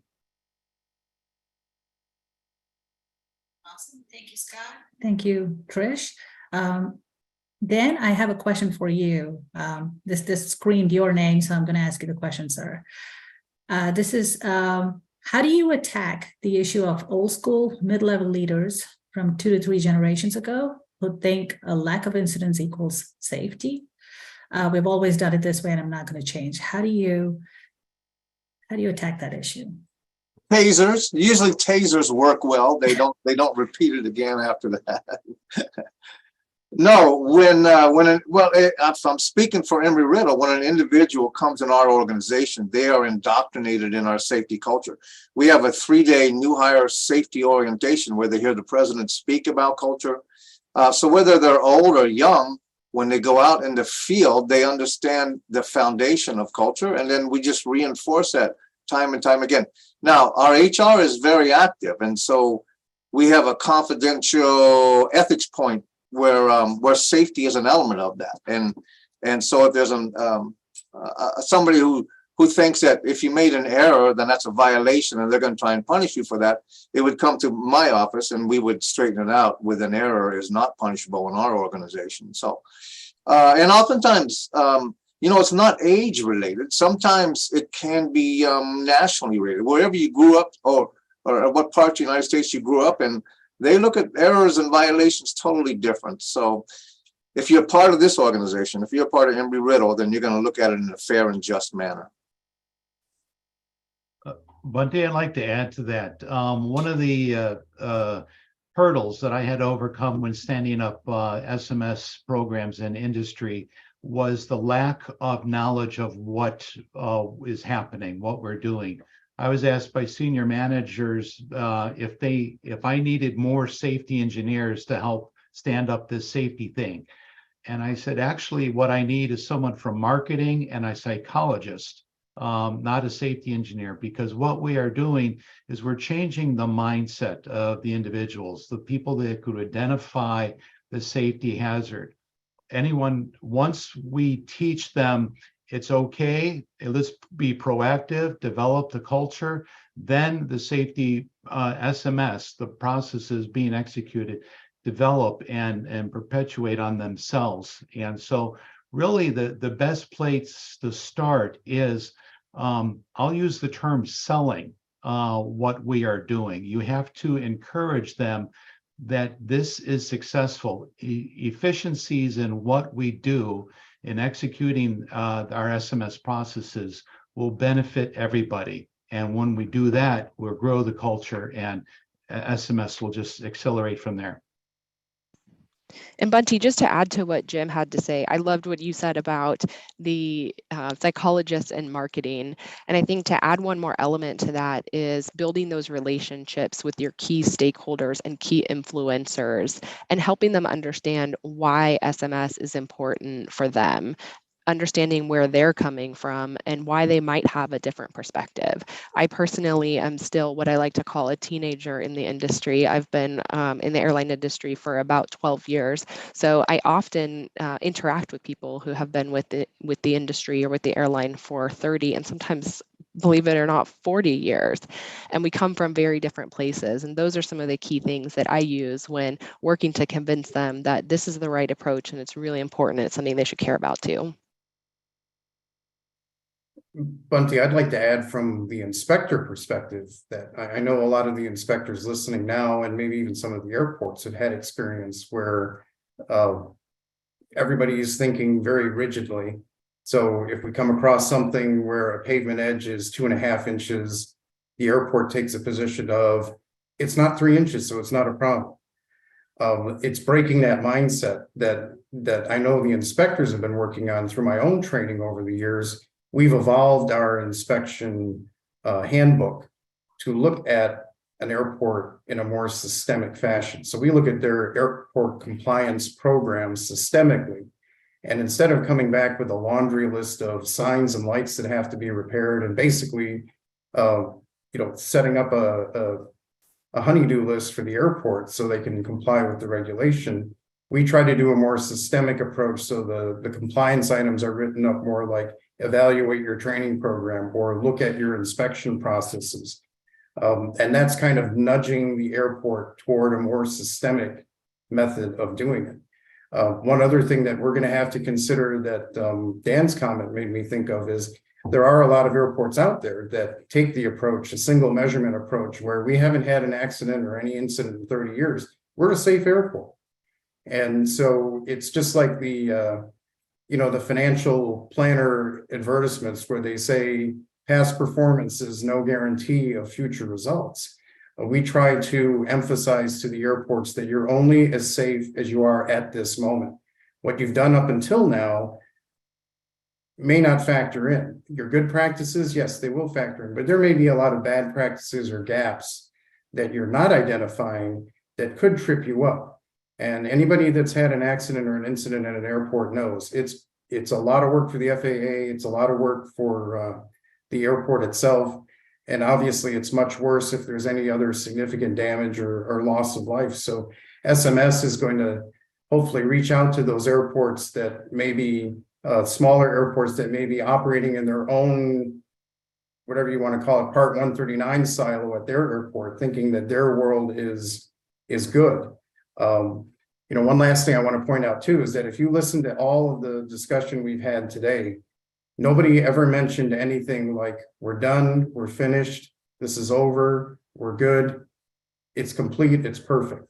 All of this is beginning, it's continuous, it's going to require evaluation, and that's probably one of the bigger mindsets we're going to have to change with the airports.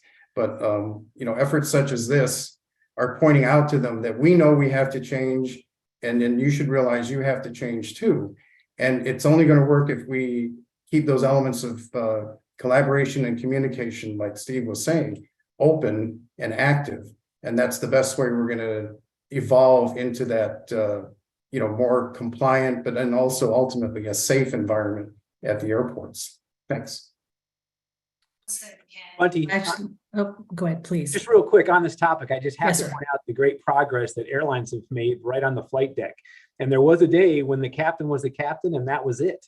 And for a couple decades now, we've been teaching CRM or crew resource management, which is moving that big needle, and have made some great progress. So I think that's one narrow example, but it really speaks to the need to, hey, the old way of doing business, we found ways to improve upon that. And now on the flight deck, you see the entire crew, not just within the flight deck, but the entire crew on the airplane brought into the equation. So that's right there, a big lift towards improving that way of thinking. And Bunty, if I can add on to that, Steve, that's such a great observation. I was in meetings last week with some of our SkyTeam partners, and the more we talked about SMS, one of our captains turned and said, you know what, the more I think about this, SMS is like CRM was in the early 80s, where one airline thought it was the greatest thing since sliced bread, and this is what we have to do to improve safety. And my own airline, not at the time, VP went on and said, we haven't had an accident, we're safe, we hire safety professionals or we hire leaders, and followed by a string of accidents.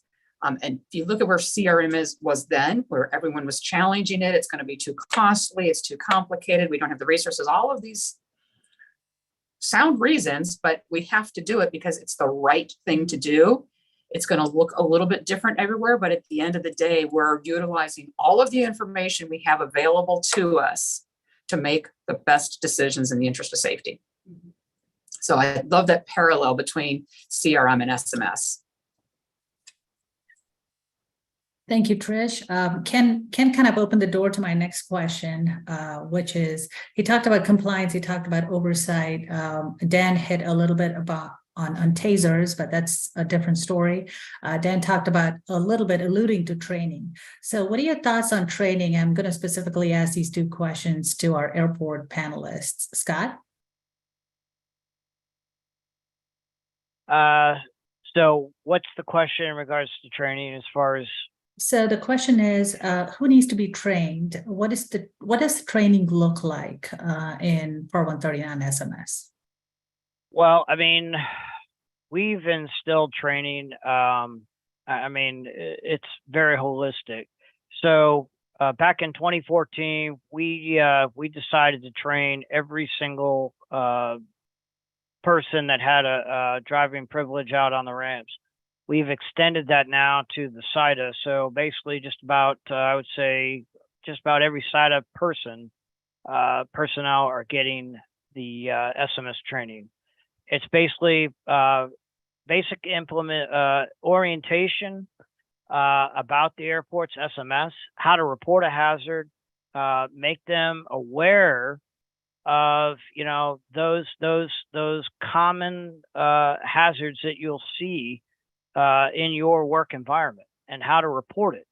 One distinction that we do always make known is to make sure that, as far as a hazard reporting system, if it's an emergency, you dial 911 regardless.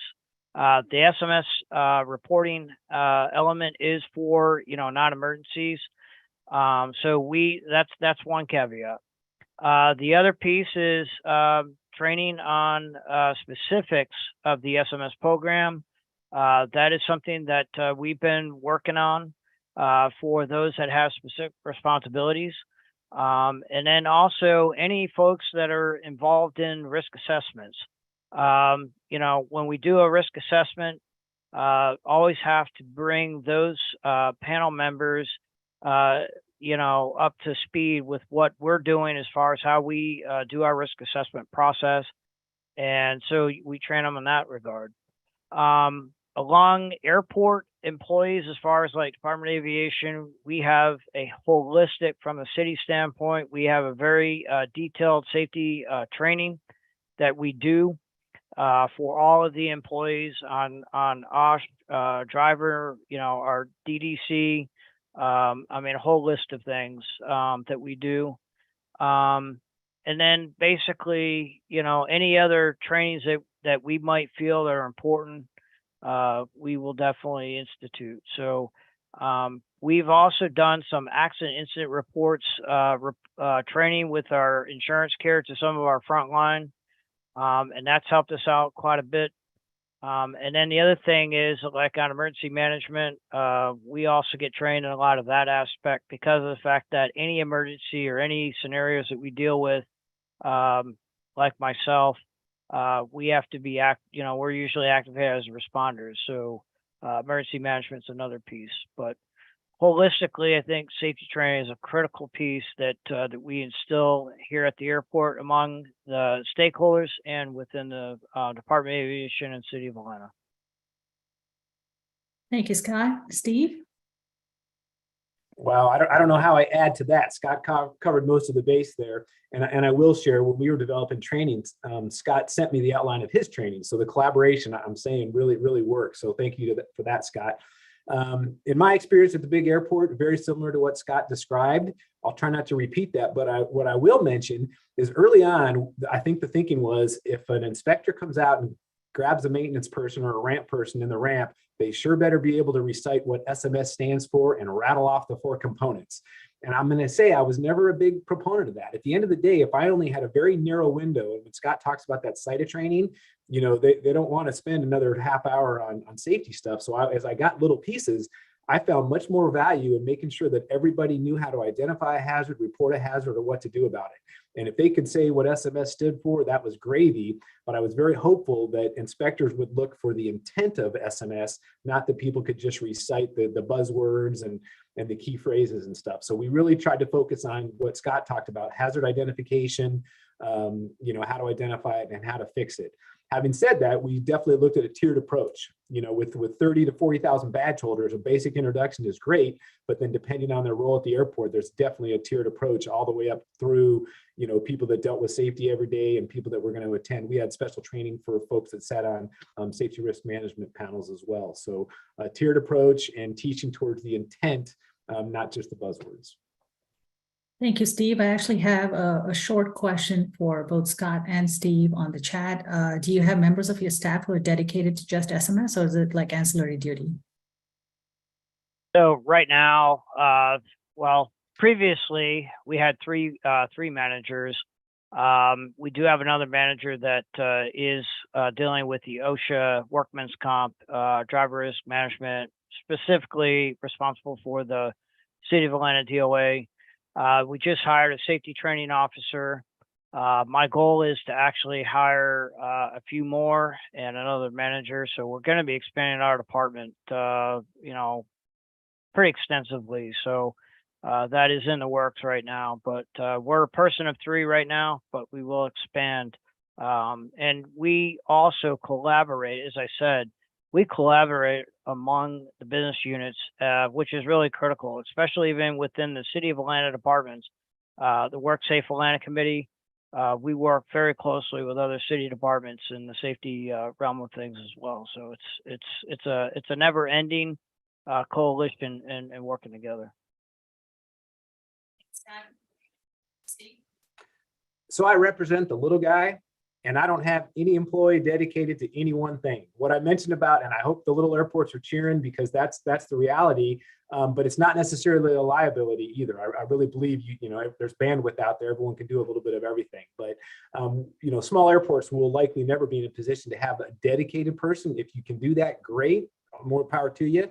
But for the size airport that I'm involved in right now, it'll always be either an ancillary duty, but it's also everybody's duty. So my goal is, I'll never have one person that does that 40 hours a week. It'll be a little chunk of everybody's time, and everybody's my risk management manager, and everyone is my safety management system champion. Thank you, Steve. We are almost up on time with our panel. So there's going to be one last question, and this question's been lingering in the chat for a bit. So this question is for Mr. Steve Thompson. As a leader of a small airport, what type of data management solutions can help make SMS implementation easier?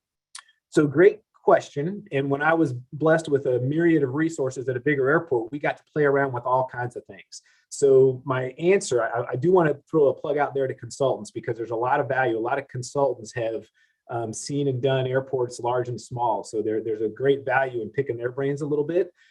There's also great software systems out there. I had the pleasure of working with multiple software systems as we tried some, we invested in some. But the answer for small airports is it doesn't have to be complicated. To be frank, we'll do a lot of things with Excel spreadsheets, paper and pen.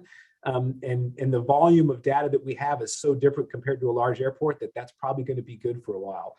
And there's also in-house capabilities. We in our city have a great IT department that I fully expect will be able to, and we've already talked about this, that we can kind of say exactly what we want, and they may be able to build something for us, which helps out with some of that data protection issues. There's so many things to think about, but if I'm understanding the question correctly, whatever works for you to collect that data, and it can be fairly simple. There will be a day, Scott and I have talked a lot about how do we compare data, how do we share data. So it'd be great if we were all on one big system, and there was early thinking that maybe the FAA would finance a big platform that we could all put our data in, so I could look at Scott's data and vice versa. Don't know if that'll ever come to fruition, but for the time being, paper and pen and Excel spreadsheets, and I've got an ops guy that's doing some work right now to try to digitalize as much as possible. But that's a piece that will probably look a little bit different for every airport. Thank you, Steve. I believe we are right up at 3:55, so that concludes our panel. It was truly a pleasure being the moderator for an extremely knowledgeable panel, leaders in your field, and as Burke mentioned in the beginning of our program, SMS champions. So a special thank you to you all, the panelists, for taking your time, sharing your knowledge, expertise, lessons learned, best practices in the interest of safety. So thank you, Scott. Really appreciate all the presentation, the examples you gave, Tara and Trish. Melissa, your example, I think the chat was blowing up when you were talking about the examples. And of course, Steve and Dan. Steve, thanks for bringing that value that you talk about a smaller airport and what value is there by doing the right thing. And Dan, last but not the least, the foundation, safety culture. You need a good safety culture to have a solid SMS program. So we really appreciate you participating in this panel. You're more than welcome to stay on for the conclusion of the presentation. So I'm going to hand off to Burke. Burke, back to you, sir. Great. Thank you, Bunty. Wow. That was a phenomenal presentation by all. And we have your email addresses and we will be contacting you. We could have gone on for a couple more hours. I have so many questions. So just a phenomenal job. I want to point out that today's panel is just one example of many, just a small subset in the industry with regards to airports and airlines and flight schools that have SMS programs. And so we commend you for everything that you're doing. So this concludes our SMS Industry Day presentation today. Our commitment to you is what we said before. This conversation and partnership will continue. We encourage you to look to others who are leading SMS as you begin your work. And thank you for the panel members. Thank you for all of the attendees for everything you do to keep our system safe in the world, to keep it the safest in the world. Until we talk next, have a great night.